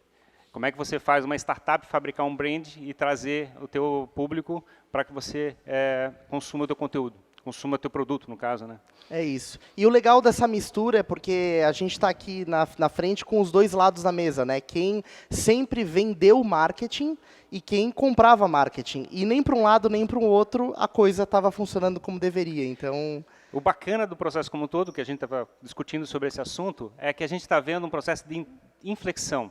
A gente está vendo que toda a estratégia de comunicação está começando a desistir ou sofrer ou inverter, né, processo de comunicação. A gente vê os grandes plataformas de mídia, como Globo e jornais também, com bastante dificuldade para conseguir fazer a defesa da posição que eles estão, e uma série de conteúdos sendo gerados na internet, espalhados em várias maneiras possíveis, desde o WhatsApp até o Instagram, e vai indo de tudo quanto é maneira, fabricando um processo de comunicação que está sendo mais eficiente que o processo antigo que a gente estava vendo. Então, a gente tem gente, tem presidente sendo eleito sem precisar pagar mídia, quer dizer, a coisa está acontecendo numa velocidade tão absurda e a gente está num ponto de flexão. E quando eu comecei a entender como é que a coisa estava caminhando, eu comecei a perceber, nossa, quem perceber o que está acontecendo e aproveitar essa transição agora, vai estar muito bem posicionado para fazer o uso desse material. Porque não é um senso comum essa forma de comunicação. Essa coisa está acontecendo agora. Então, se você ficar ligado e perceber que dá para gerar uma pequena audiência em cima do seu brand e começar a fazer as pessoas ficarem envolvidas com você, você vai fazer negócios e viabilizar negócios muito rapidamente. Então, perceber isso eu acho muito relevante. Isso, e a gente está aqui para convidar vocês para correrem junto com a gente, isso que a gente chamou de a corrida, né? A gente está vivendo em meio a um caos de informação por conta da quantidade de insights que nos impactam diariamente, né? A gente está o tempo todo recebendo notificação, acompanhando as redes sociais, e a gente não consegue consumir tudo. A tecnologia deu uma habilidade imensa de todo mundo produzir conteúdo. Então, você pega o celular e consegue produzir um conteúdo naquele momento, uma foto, um vídeo, e começa a espalhar nas redes sociais. Isso pode ir para um grupo do WhatsApp da família, daqui a pouco pode ser publicado na rede daqui a pouco dá a volta e chega em você de novo. A pouco, a coisa está caminhando numa velocidade tão absurda, e a maior parte do conteúdo, obviamente, não tem nenhum efeito prático fora de negócios ou coisa assim. Talvez seja uma questão só de família ou coisa assim. Mas o ponto é que isso está caminhando de uma maneira que... como é que a coisa vai caminhar? Como é que a coisa está... Assim, se você está gerando uma quantidade de dados agora, daqui a 5 anos vai ter muito mais conteúdo ainda. Como é que as pessoas acham que vão consumir esse conteúdo? Como é que você vai lidar com esse processo? Quer dizer que a gente agora tem que aprender a filtrar os conteúdos? É isso que a gente está fazendo, certo? A gente está pegando ali e verificando. Esse aqui eu sigo, esse aqui eu não vou seguir mais. Esse eu sigo, esse aqui é interessante, esse aqui é muito chato, e vai tirando esse negócio e vai gerenciando aquele processo. A gente não fazia isso. Sim. A gente assinava a Folha de São Paulo e daqui a pouco... Não está muito bom, eu vou trocar para o Estadão. Quer dizer, era essa troca que a gente fazia, né? Isso. E agora a gente está o tempo todo sendo impactado por tudo. Por quê? Porque o nosso tempo é escasso, a gente simplesmente não consegue consumir tudo que está à disposição. E o que está acontecendo é que a gente está começando a viver em espécie de bolhas. E eu falo bolhas no bom sentido. Bolhas de conteúdos que nos interessam. Então, nichos, né? Para usar outra palavra. Ou nichos. Se você acompanha, por exemplo, o mercado de investimentos, você acompanha lá os influenciadores dessa área de finanças e investimentos. Vou pegar ou um Ricardo Amorim, por Ricardo Amorim, Thiago Nigro, Natália Arcuri, Gustavo Cerbasi. Ou se você pega culinária, você também tem influenciadores dessa área, fitness. E aí cada um de nós acaba vivendo dentro das bolhas que fazem parte do nosso interesse. Se o Fábio, por exemplo, da Raise Hands, gosta de Fórmula 1, ele gosta de consumir esse conteúdo, essa bolha faz parte da vida dele. E todos nós acabamos assumindo esse comportamento. E o mais curioso desse processo é que antes a gente, digamos, assinava um jornal e a gente tinha um senso mais técnico, dizer assim, eu vou chegar e estar bem informado para poder falar numa reunião de família, numa reunião da empresa. Então era muito mais racional o processo, eu tinha que satisfazer meu lado intelectual. E o processo está caminhando agora que eu sigo o Instagram de uma pessoa, ou não sigo, ou eu estou no grupo do WhatsApp, eu saio daquele grupo do WhatsApp, as reações são puramente emocionais. Começa assim, eu não gosto mais daquele cara, eu pulo fora. Quer dizer, Sim. a coisa está caminhando para uma estratégia de aproximação e distanciamento que não estão muito mais direcionados a uma necessidade, vou dizer assim, racional. No sentido de você pensou, mas que para mim é melhor isso por causa disso e disso. É simplesmente porque o cara me atravessou, me olhou. Não gostei daquilo que ele errado. falou, né? Não, eu marquei ele num comentário, ele não me respondeu, já não vou seguir mais. E o que está acontecendo é que essas bolhas todos esses conteúdos acontecendo ao mesmo tempo, então, fitness, finanças, xadrez, Fórmula 1, culinária, tudo isso está começando a construir um processo muito comprido, muito grande de conteúdo. Sim, exatamente. Quando a gente tinha a mídia principal, as grandes mídias, que estavam dominando o processo de comunicação, porque precisava da licença de televisão, precisava comprar rotativas, tinha que ter equipes para fazer a produção do conteúdo, aquele negócio ficava na ponta e você não tinha capacidade de ocupar o resto da cauda. O resto da cauda porque você não tinha como comprar a tecnologia para produzir esses conteúdos. A coisa está caminhando agora de uma maneira que qualquer um pode ser um concorrente direto, teoricamente, de uma grande empresa de mídia. Então você vai ficar posicionando e gerando conteúdos e vai se posicionando em cada uma dessas posições que estão na cauda sendo formada. E o grande pulo do gato, que eu acho que a grande formação que eu queria passar para vocês nesse processo de comunicação, é que esse aqui é um território que não está explorado. Tem uma quantidade enorme de posições na cauda longa que não tem ninguém ocupando ainda. Quem vai ser o primeiro para chegar e ficar naquela posição? Cada um de nós aqui pode ser o primeiro a fazer isso. Eu sempre falo, por exemplo, eu ainda não achei um Instagram falando sobre bacon. Eu gosto de bacon, por exemplo. Como é que eu faço para achar um Instagram de bacon? Ninguém me encaminhou o negócio. Alguém que fale de bacon 24 horas por dia. O que acontece é que, na verdade, a tecnologia ela democratizou e ela popularizou o processo de produção de conteúdo, produção de mídia. Então, qualquer um aqui que tenha uma conta do Gmail pode abrir um canal no YouTube e ter o mesmo potencial de ferramenta que a Casa Branca usa para comunicar o Donald Trump. Ou seja, não faz diferença nenhuma. O mesmo canal do YouTube do Trump, as mesmas ferramentas dentro do YouTube a gente vai ter. E isso é um poder muito grande. A diferença que existe é só a construção da audiência. Uma defesa de uma narrativa, que é um processo de comunicação que provoca engajamento e que gere particularmente valor para quem está consumindo o conteúdo. A diferença entre qualquer um de nós e um grande comunicador que tem uma grande audiência é a audiência em si. As ferramentas elas estão disponíveis para todo mundo. Tem essa cena aqui. Alguém reconheceu essa cena de cara? Ó, 2 pessoas ali reconheceram. Eu me viciei em Casa de Papel, tá? Quem é que assistiu Casa de Papel no Netflix? Show de bola. Então, Casa de Papel para mim foi a melhor série dos últimos anos da minha vida, assim, foi incrível. Dos últimos anos da tua vida? Dos anos mais recentes da minha vida. E eles fizeram uma estratégia de posicionamento de produto, porque a Estrela Galícia, né, apoiou, patrocinou a série, né, comprou um espaço na série. E eles planejaram, dentro desse contexto de conteúdo, várias formas de colocar a cerveja no contexto da narrativa da Casa de Papel. Isso aqui é posicionamento de produto, isso aqui não é novidade, isso aqui existe há muitos anos. Só que o significado disso aqui é o que importa, que essa mídia não interrompe o usuário. Essa mídia ela não aparece como um comercial que vai lá e quebra o meu clima de estar vendo os caras fabricando dinheiro dentro da Casa da Moeda.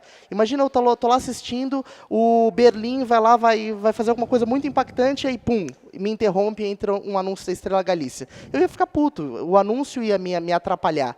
E é isso que a gente viveu até hoje. Então, essa lógica de produzir conteúdos que não interrompam a nossa experiência, mídias que estejam embarcadas no conteúdo, é o que embasa a nova forma de fazer comunicação. Porque isso aqui gerou uma identificação comigo.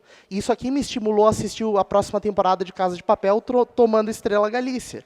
E isso aqui não me interrompeu, acima de tudo. Exatamente. Ligando com a questão da formação da cauda longa, onde tem a cada uma das bolhas ou nichos de conteúdo, o que temos que fazer? A gente tem que chegar e ter uma estratégia muito clara de utilizar essa audiência construída no processo de comunicação e fazer essas oportunidades gerarem negócios e trazer a monetarização dos nossos produtos, dos nossos serviços que a gente está executando.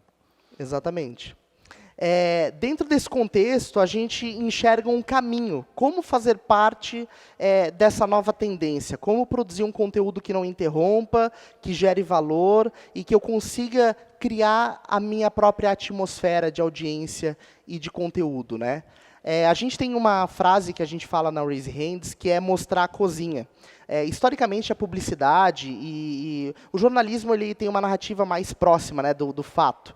Mas a publicidade, principalmente, ela sempre trabalhou o conceito de criar um material perfeito, uma peça perfeita, um outdoor, um anúncio de TV, e ele ir ao ar, ele ser veiculado somente depois ele estar perfeitamente produzido.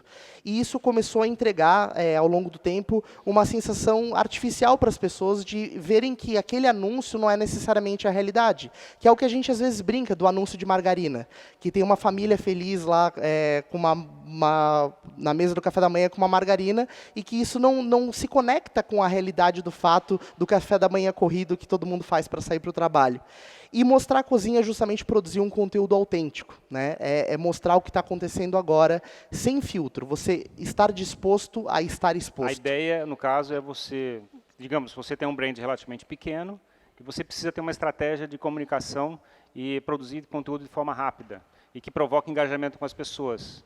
Se você pensar que tem que fazer um conteúdo que tem que ser simples, barato e rápido, e que as pessoas se identifiquem, não tem outra maneira a não ser mostrar exatamente como é que você é. Você tentar vender uma imagem que você não é, não vai fazer o engajamento acontecer, e todo o processo vai ficar muito mais caro, porque você vai ter que ter atores, literalmente, para poder fazer a mentira da personalidade. Então, essa narrativa de conteúdo é que é interessante, porque conteúdo é o que está acontecendo agora, é o fato. O conteúdo não é aquilo que a gente prepara a produção. Eu sempre vi uma frase muito frequente de clientes ao longo do meu trabalho como agência, que é, na terça-feira eu vou me preparar para produzir aquele conteúdo, ou vou me organizar para gravar aquele vídeo, ou vou me organizar para fazer aquela foto.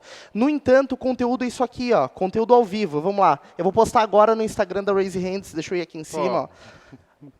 Postar uma foto ao vivo. Deixa eu ver, apareceu a quantidade máxima de pessoas possíveis aí. Dê um tchauzinho para a câmera aí, ó. Eu vou postar lá e vocês tentam se encontrar no @SoulRaiseHands. Opa. Caiu. Deu, fechou. Então, isso aqui é o conteúdo. A gente não se preparou, a gente não precisou arrumar a roupa ou ver se estava tudo certo. As pessoas querem consumir esse tipo de coisa, elas querem a realidade do fato, elas não querem algo produzido, preparado ou muito pensado. Isso não tem mais graça. Como é que a gente entende que dá para produzir esse conteúdo de forma barata e simples? Um conteúdo principal, que você pode gerar, digamos, 1 ou 2 vezes ao mês. Você pode chegar e fazer esse conteúdo mostrando a sua realidade. Você faz isso através de ou seja, um podcast, uma entrevista, uma situação real que acontece na sua empresa. Você faz um conteúdo que dure meia hora, 1 hora, e faça uma produção com uma certa qualidade para poder ser aproveitado. E pega esse material e separa em uma quantidade significativa de microconteúdos, 15 conteúdos, 20 conteúdos, e pega esses microconteúdos e distribui em cima da sua rede social. Ou na rede social, ou no seu WhatsApp, ou no meio que você achar interessante para fazer a distribuição. A distribuição realmente é relevante. Você pode utilizar a rede que fizer mais sentido para você. Qual é a rede que faz mais sentido para você? É onde está o público que você quer atingir. Se o teu público está no Instagram, você publica no Instagram. Se o teu público está no grupo do WhatsApp da tua família, vai publicar no grupo da tua família. O ponto é que você não tem que ficar preocupado com qual meio a ser feita a comunicação. O teu objetivo é fazer a comunicação acontecer distribuindo microconteúdos espalhados nos meios de veículos de comunicação que você tem em mãos. E como é que isso acontece na prática? Tá? Vamos a um exemplo. Imagina agora que vocês são donos ou donas de uma floricultura. O que seria o produto de mídia dessa floricultura com a visão tradicional? Prepara um buquê muito bonito, luz, estúdio, foto, utilizem uma peça publicitária. Essa seria a lógica antiga. Qual é a lógica que a gente está propondo que entrega autenticidade? A mídia, ela não tem que ser feita só sobre o produto final. Ela precisa ser feita em cima da jornada. A gente precisa contar a história desse buquê. Então, o florista indo escolher as flores, indo comprar as flores na Olambra, em São Paulo, ele escolhendo o laço, escolhendo a seda que ele vai usar para fazer o buquê, ele montando esse buquê, tudo isso é conteúdo. Toda essa jornada precisa ser documentada e ela vai interessar ao público. Dentro dessa lógica de long form, né, de conteúdo principal, o que esse florista poderia fazer? Ele poderia gravar um vídeo de 30 a 40 minutos falando sobre 10 tipos de buquê para ocasiões específicas. Esse conteúdo longo ele poderia ser postado no YouTube, por exemplo, e por uma lógica tradicional, talvez fosse distribuído o link dele lá nas redes sociais para que as pessoas assistam. Mas ninguém para consumir um conteúdo tão longo na metade do dia. Como é que você faz para as pessoas consumirem isso? Você simplesmente picota esse vídeo, tirando os principais insights. Então, ao longo do vídeo, ele falou de buquê para casamento, ele falou de buquê para festa de 15 anos, ele falou de buquê para aniversário, e aí você pega esses pequenos pedaços, esses microconteúdos, esses nuggets, como a gente carinhosamente chama, e extrai e distribui eles nas redes sociais para que o público consuma o teu conteúdo de forma homeopática. Então, as pessoas, a tua audiência, ela vai consumir os mesmos 30, 40 minutos, 1 hora de conteúdo, só que em doses ao longo do dia. E aí você consegue produzir muito conteúdo, com muita eficiência, com menos esforço, e gerando muito valor em cada um desses pontos de contato que você vai ter com a tua audiência. A ideia, no caso, é que a pessoa vai ficar tão interessada com aquele conteúdo que ele vai começar a consumir, inclusive, o conteúdo no formato longo.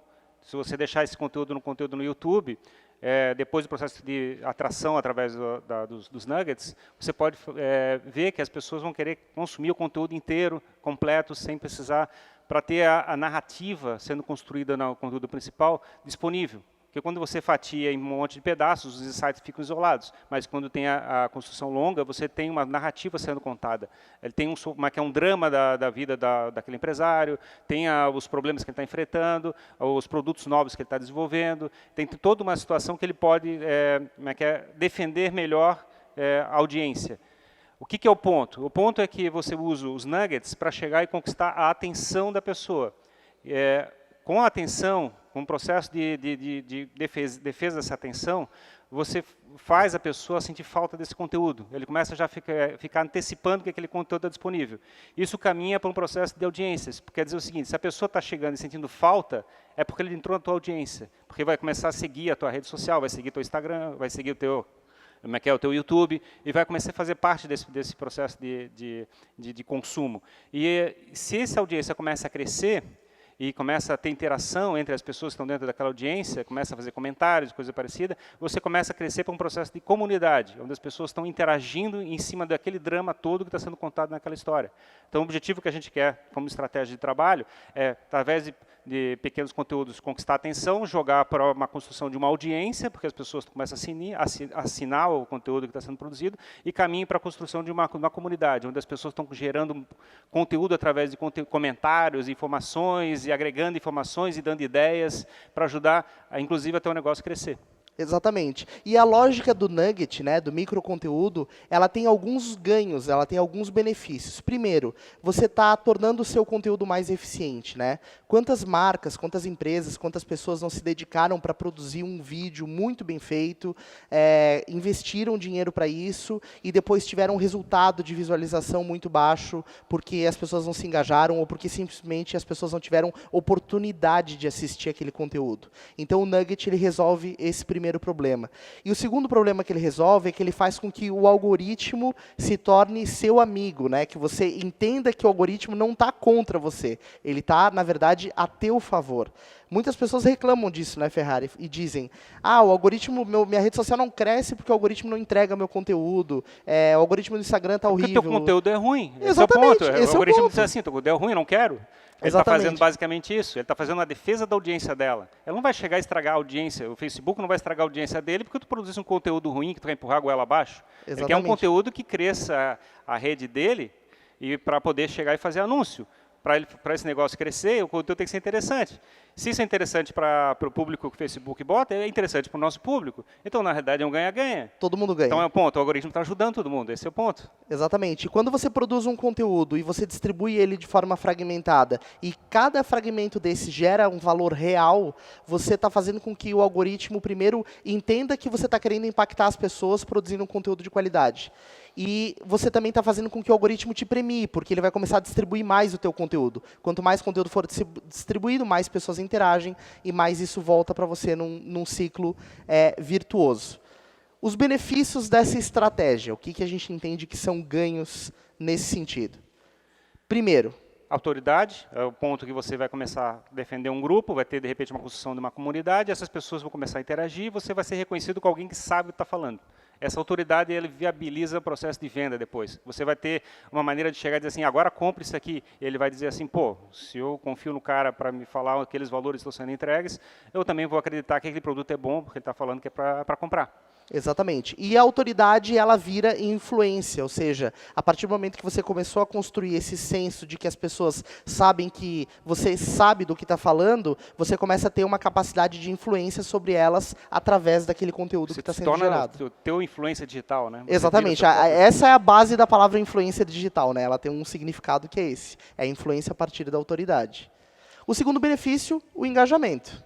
Sim, o ponto é que, como eu estava explicando, se você começa a defender a tua audiência, naturalmente vai começar a criar uma comunidade em volta daquela comunicação, daquela audiência. E essa geração de valor, esse processo de construção de comentários, que as pessoas vão passar conversando entre eles, e você, e entre eles e o teu brand, vão gerar ainda mais valor. Esse é o engajamento, esse é o processo que as pessoas estão construindo valor através da interação. Exatamente. E com o engajamento, você também coloca a rede social para trabalhar a teu favor, porque quanto mais a gente se engajar com o teu conteúdo que gerou valor, mais longe esse conteúdo vai chegar. De novo, ganha-ganha. A rede social está ali para chegar e provocar mais interação e fazer mais presença de público nas redes sociais. Então, ele quer interação, ele mostra, ele vê que comentários, compartilhamentos, coisa parecida, indicam que o conteúdo é bom, então ele tem que trazer mais gente para cá. E aí, de novo, o algoritmo está trabalhando a teu favor. Enquanto você está dormindo, o algoritmo está lá trabalhando para distribuir o teu conteúdo. E o terceiro benefício é o que culmina toda essa estratégia, que é na construção de uma comunidade. Eu tenho dito que hoje ter uma comunidade na internet deveria ser o sonho de qualquer pessoa que está tentando construir seu brand pessoal ou fazer com que a sua marca funcione no mercado, seja em qualquer nicho. Porque quando você chega nesse estágio de comunidade, você simplesmente tem pessoas falando sobre aquela temática que você está propondo embaixo do teu guarda-chuva. Você abriu o tópico de discussão. E isso está acontecendo independentemente da sua ação. Se você ficar 2 dias sem postar, as pessoas vão continuar falando embaixo daquele conteúdo. Você só vai ter que desenvolver um trabalho de manter essa conversa abastecida. Depois que você acendeu o fogo da churrasqueira, é só você ficar botando bloquinhos de carvão, porque ele vai continuar acontecendo ali. Essa é a lógica da comunidade. É isso aí. É isso aí. Agora tem um ponto. A gente falou muito aqui de produzir conteúdo, de gerar valor, de entregar algo que as pessoas realmente se engajem, de fazer com que isso funcione como estratégia de conteúdo. Agora, Ferrari, como é que a gente ganha dinheiro com isso? Pois é. E aí? Vamos perguntar para quem? Quem entende do assunto. Quem é que produz conteúdo e fala, ei, quem quer dinheiro? O Silvio Santos. Por que a gente trouxe essa figura aqui, né, que é tão batida na mídia, e todo mundo fala desse cara que conseguiu construir essa narrativa de comunicação tão referência? Porque é isso que a gente está falando. Basicamente, o que a lógica que ele construiu foi ter uma comunidade muito forte, muito engajada, através de entretenimento, através de uma narrativa enorme de possibilidades de comunicação. E aí as pessoas dão a ele o direito, ou ele se sente à vontade para fazer vendas diretas. O carnê do baú aqui está disponível, vamos comprando, vamos ligando ali para o telefone. Ele não fica... Ele não tem nem vergonha, não tem vergonha na cara? Não, na realidade não é essa, ele tem autoridade para fazer isso. Ele construiu uma audiência e pode simplesmente chegar e falar assim, agora compra o baú da felicidade, está aqui, compre. Exatamente, qual que é a relação que isso tem com a comunicação de um brand pessoal de uma empresa? Simplesmente que as empresas elas passam as semanas tentando vender post após post. Compre, 50% de desconto, leve 2, pague 1, benefício tal, benefício Y, benefício Z, e elas ficam nessa tentativa de vender, vender, vender. A audiência, ela não quer comprar o tempo todo. A audiência quer consumir também valor. Então, quando você constrói uma narrativa de primeiro gerar valor, você vai ativar um gatilho de reciprocidade nessa tua audiência, que vai querer devolver esse valor que você está gerando com atenção e disposição para consumir quando você tentar fazer uma venda. A gente chama isso de um processo de jab e ganchos, né? Você dá vários jabs, quer dizer, entregando valor para aquele cliente, para chegar e fazer um gancho perfeito para fazer aquela tua audiência quer fechar o negócio com você. É um ponto de você manter um equilíbrio entre entrega de valor e busca de valor daquele relacionamento que está sendo construído. É isso aí. E aí agora que a gente já gerou bastante valor, né? Vamos fazer a mesma coisa. A gente vai fazer, entregamos valor até aqui, a gente tem que fazer agora o nosso gancho. A mesma lógica. Isso, a gente entregou um monte de insights, a gente entregou a nossa lógica de forma transparente. A gente mostrou a nossa cozinha. A gente vai fazer agora o gancho. O gancho. Então agora a gente ganhou o direito de fazer o nosso gancho. E a gente tem 2 ganchos. O que a gente está falando? Vocês podem entrar em contato com a gente para fazer conteúdo e tentar executar essa estratégia que a gente tem executado já com a gente com bastante sucesso e crescer os seus brands pessoais e os seus brands de negócio. E, ao mesmo tempo, a gente também está convidando vocês para participar desse processo do grupo do MediaTek SC, que a gente está discutindo junto com o Fabrício. E a gente tem uma visão de como é que dá para fazer negócios diferente do que está sendo executado no passado, e a gente quer se juntar com muito mais empresas de portais e de negócios que queiram chegar e discutir a respeito de como é que podem evoluir esse processo. É isso aí, gente. É isso aí. Obrigado pela atenção de vocês e cartões de visita. Obrigado. É isso aí, pessoal. Vamos agora que se alguém tiver alguma pergunta, não só para a gente, tá, mas também para o Fabrício, para o Jailson, para a Vanessa. E aí, Ferrari? Bem. Eu vou dar sequência naquela pergunta que eu tinha ter feito no início ali, para ouvir a opinião de todos os palestrantes a respeito do assunto. Eu sou desportista, pai da esportista, e durante a minha carreira de esportista eu ganhei algum destaque como campeão. E esse ano eu comecei um movimento de empoderamento de pessoas com deficiência física através do esporte, através do jiu-jitsu, que é o esporte que eu pratico. E em junho a gente começou um movimento e em 2 meses desse movimento através das redes sociais, nós saímos de 0 para 2.100 pessoas muito rápido, com centenas de comentários nas publicações, nos vídeos e em tudo.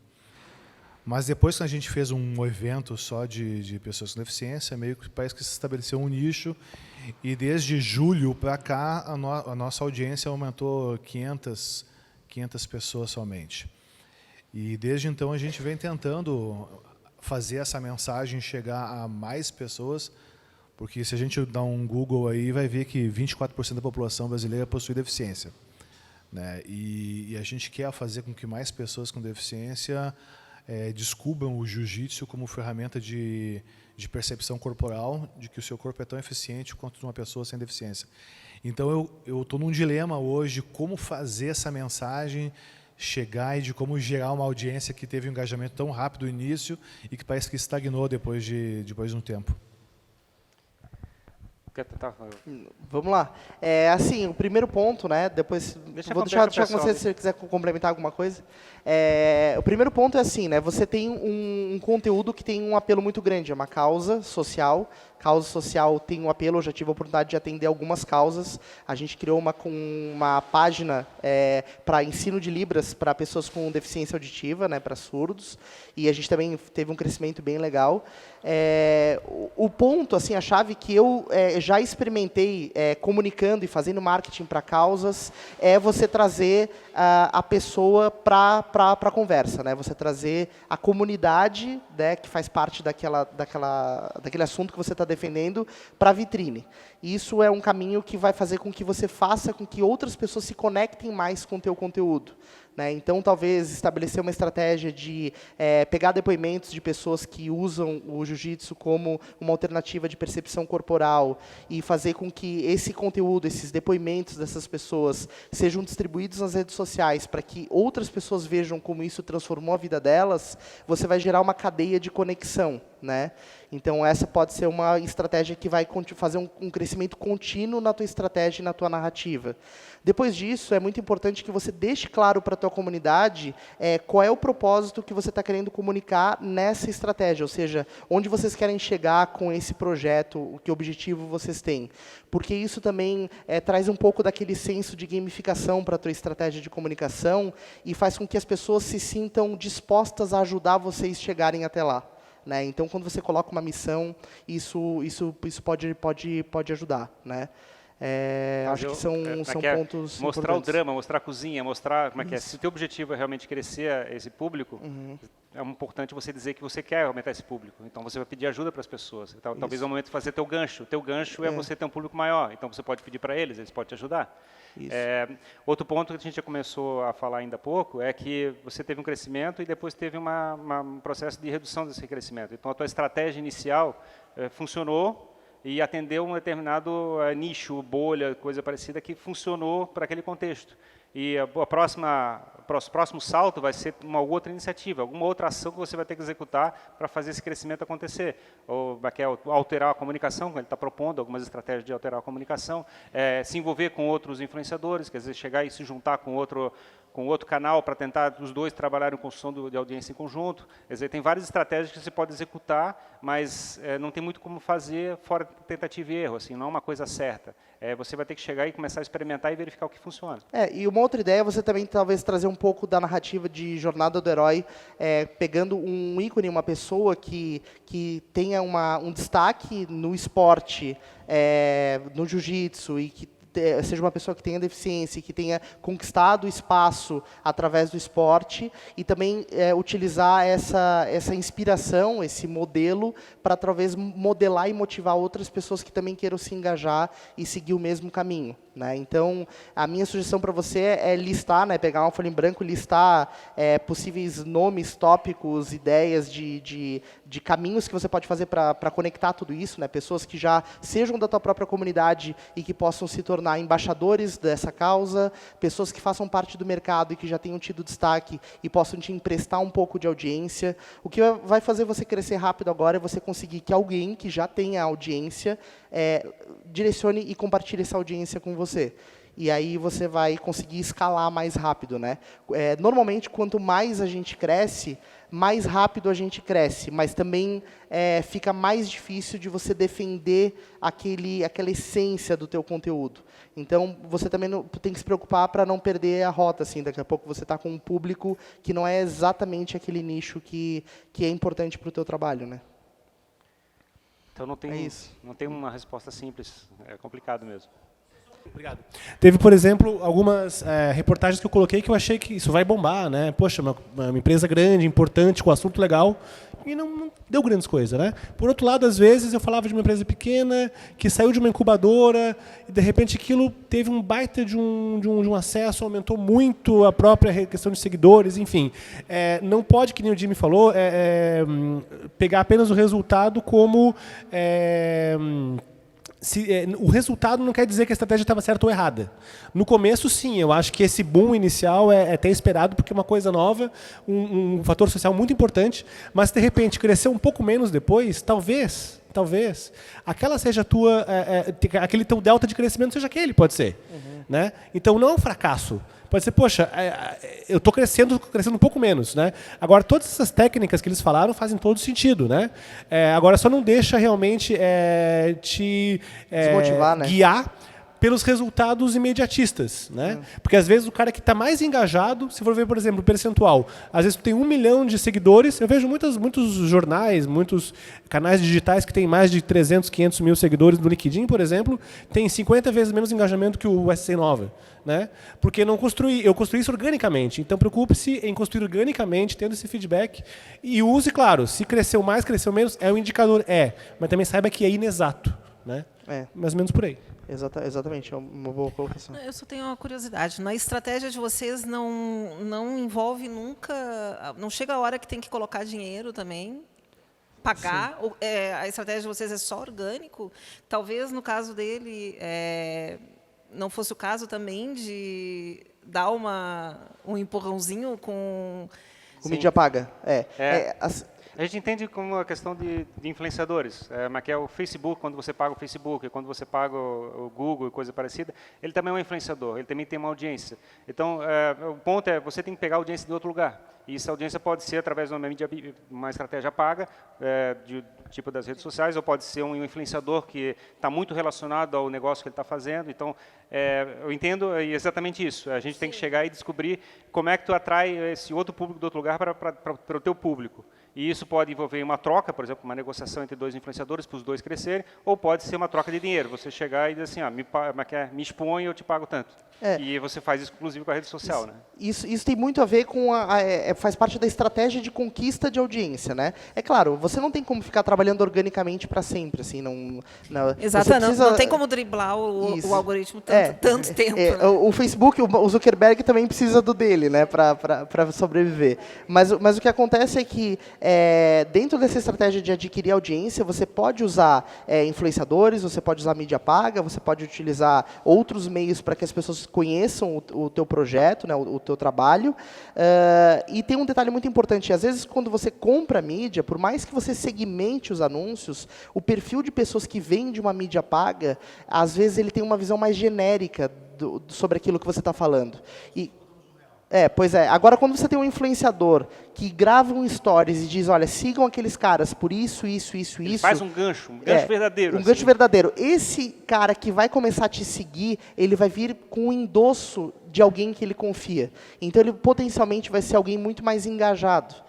Então, esse é o ponto. E isso que a Débora colocou é muito importante, porque, claro, você precisa pensar uma estratégia de mídia paga, impulsionar alguns posts até para testar e ver como isso se comporta. E não precisa ser com muito dinheiro, pode ser com R$10, né, para você ver até onde isso vai.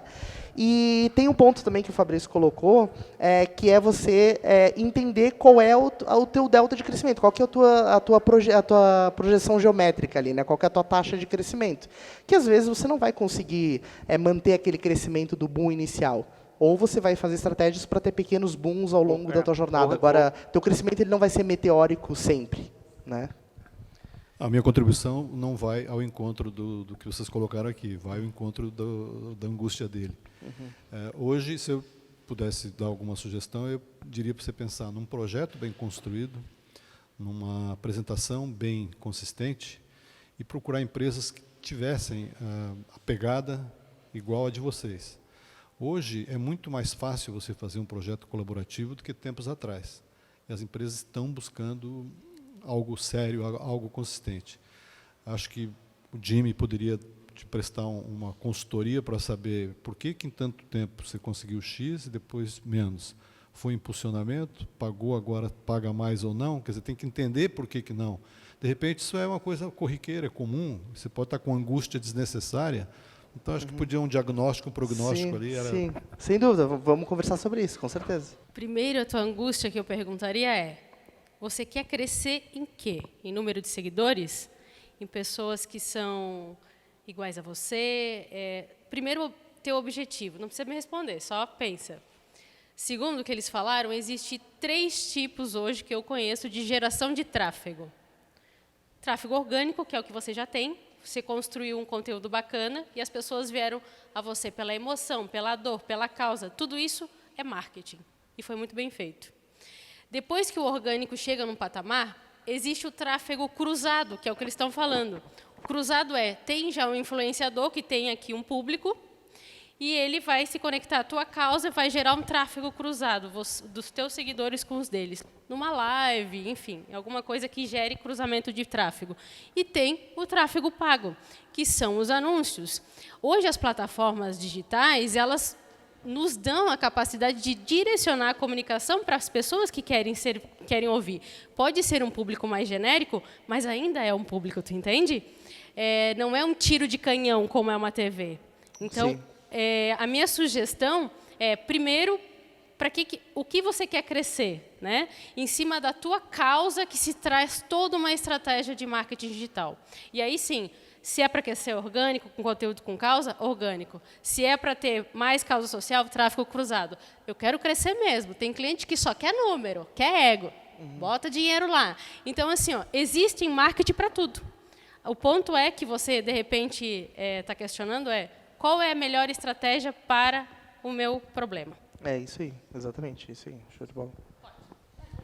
Respondendo. Quando a gente começou esse movimento, a gente queria... Nós éramos talvez 50, 60 para-atletas no mundo que treinavam jiu-jitsu, isso em 2017. Em 2018, nós éramos 150, 160, porque a gente meio que fazia mídias individuais, cada um se promovendo e tudo mais. Esse ano foi que a gente se organizou de forma a ter um perfil de Jiu-Jitsu Parte Esportiva Nacional, um site e uma federação esportiva só de para-atletas. E aí a gente começou a bombar. Aí foi quando nasceu, e agora, ouvindo vocês, parece que a gente absorveu todo o nicho que tinha do mercado. Pessoas que treinavam jiu-jitsu com alguma deficiência e resolveram se tornar atletas dessa categoria. Só que a gente saltou desse ano de 150 para mais de 700 pessoas que praticam jiu-jitsu no Brasil, já catalogadas depois desse movimento. Só que nas redes sociais a gente parou o crescimento, né? Apesar de a gente toda semana tem mais 10, 15 pessoas que a gente descobriu que começou a treinar jiu-jitsu depois que a informação chegou até elas. O que a gente quer hoje é fazer com que esse nicho da população, que é muito maior de pessoas com deficiência, descubram a nossa ferramenta, que é o jiu-jitsu, como alternativa, né, de desenvolvimento tanto psicológico quanto físico mesmo, né, para saírem da situação de depressão, estresse e sofrência. Então, a missão que a gente tem hoje é de alcançar não o público que a gente já tem. A audiência que a gente já tem é tranquila. Tá? Sim, exatamente. Mas a gente quer encontrar pessoas que possuem deficiência e estão intocadas em suas casas e fazer com que elas saiam de lá para viver a vida comum. Duas causas, então, cruzado e pago. É isso aí, é isso aí. Continuar no orgânico. Exatamente. E fazer uma collab, né? Uma colaboração. Você chamar alguém que tem uma audiência e fazer algum tipo de ação com essa pessoa para vocês fazerem essa troca. Tá? Oi. Eu tenho uma pergunta para ele. Vamos sentar aqui. Eu sou presidente de uma escola municipal e a gente tem um trabalho voluntário nessa escola. E o trabalho de vocês alcança escolas, creches ou não? Vocês têm esse interesse, essa abordagem de levar esse trabalho até as escolas ou creches municipais, estaduais, que tem muitos jovens que participam, assim, tipo a escola lá tem um trabalho de futebol, por exemplo, as crianças praticam futebol, é um trabalho voluntário. Também tem aula de canto, né? Tem aula de inglês e também tem o boxe. É o objetivo do teu projeto ou não é esse o objetivo? Desculpa, Ferrari. Não, tranquilo. A gente já começou esse trabalho aqui em Santa Catarina, porque esse movimento começou aqui em Santa Catarina. Até o Fábio Ferrari e o outro Fábio me acompanham desde o início dessa trajetória. E a gente começou, tem um mês já, a visitar algumas escolas por convite. Né? A primeira que nos convidou foi aqui de Coqueiros, né? Que tem do lado do posto Coqueiros ali. A segunda foi a Adventista do Estreito. E a gente está começando a levar os atletas catarinenses e trazer algumas pessoas que já têm destaque, né, com deficiência e mostrar para as crianças e para os adolescentes o quão inclusivo o esporte é.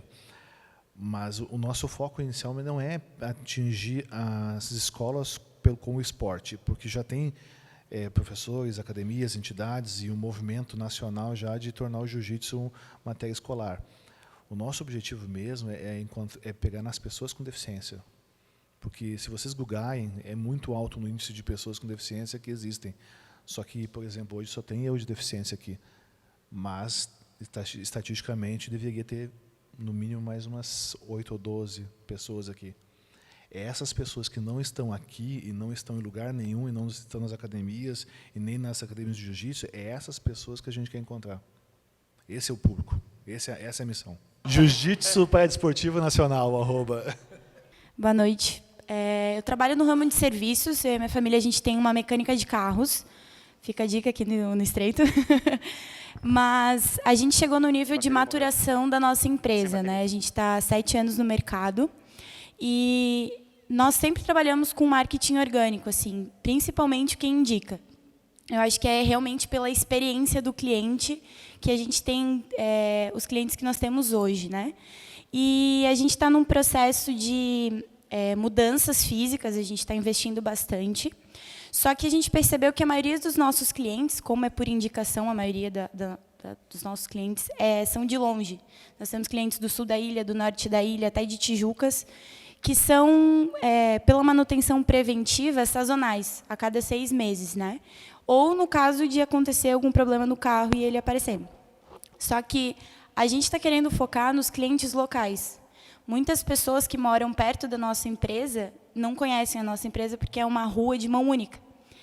Então, um pouco movimentada, né? Então, eu queria ver pela questão... Eu sei que vocês trabalham muito com as mídias e tudo mais, mas a gente vê que isso não é o nosso público local. Vocês acham que investimento, pagar propaganda em redes para a localidade ou fazer esse frente a frente, cara a cara, ainda por ser serviço, vale mais? Sim, legal. Desculpa o teu nome? Laura. Laura, bem interessante essa questão. Tem um youtuber que eu acompanho, eu acho que o nome dele é AKG, eu posso estar equivocado. Mas ele tem uma oficina mecânica em Belo Horizonte, eu acompanho ele há muito tempo.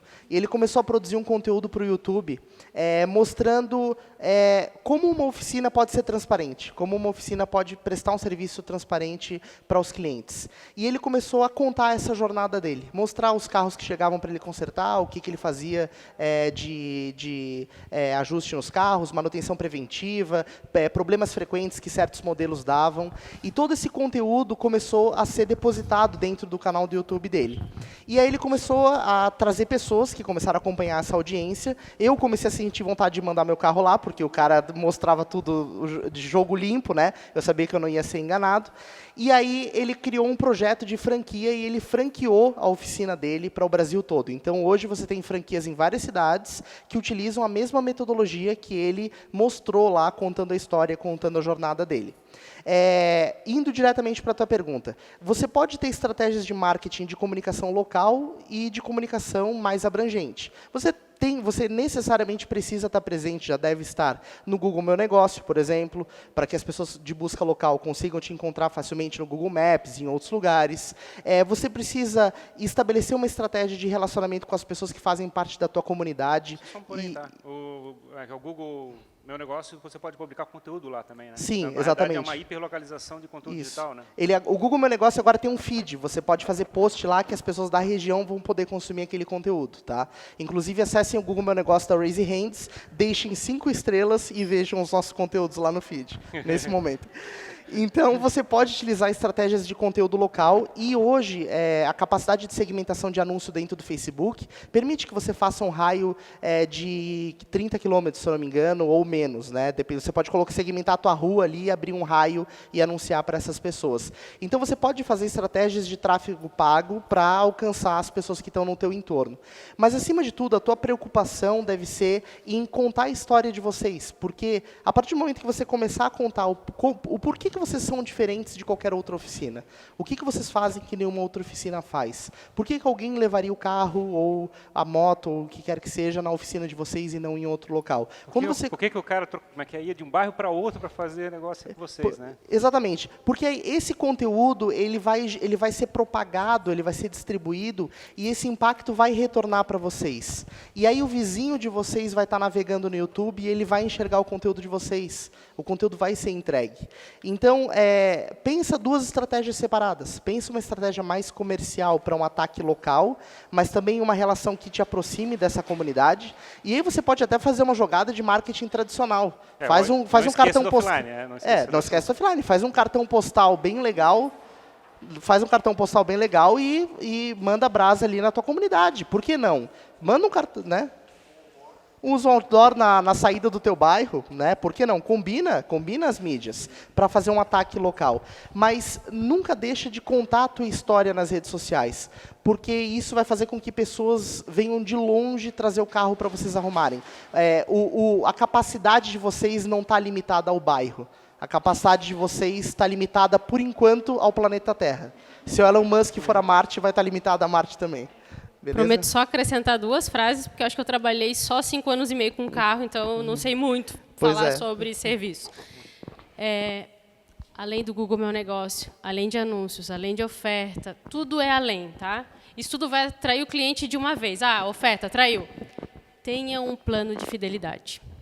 Faça o serviço de casa bem feito, porque o cliente satisfeito, ele indica. E a gente sabe hoje que a indicação vale muito mais que qualquer anúncio. Então, a gente sempre dá um passo atrás no marketing e fala, tenha relacionamento com os seus próprios clientes. Isso também é marketing, especialmente serviços que não é de concessionária, porque, naturalmente, aqui, quando a gente compra um carro, a gente, pela garantia do veículo, a gente faz no concessionário. Quando tu faz em outra, ou é por preço, ou é porque realmente tem um plano de fidelidade. Tá bom? Valeu, pessoal. Obrigado, Jailson, Fabrício, Vanessa. Obrigado, Débora, Rogério, Lócio. Obrigado por estarem aqui.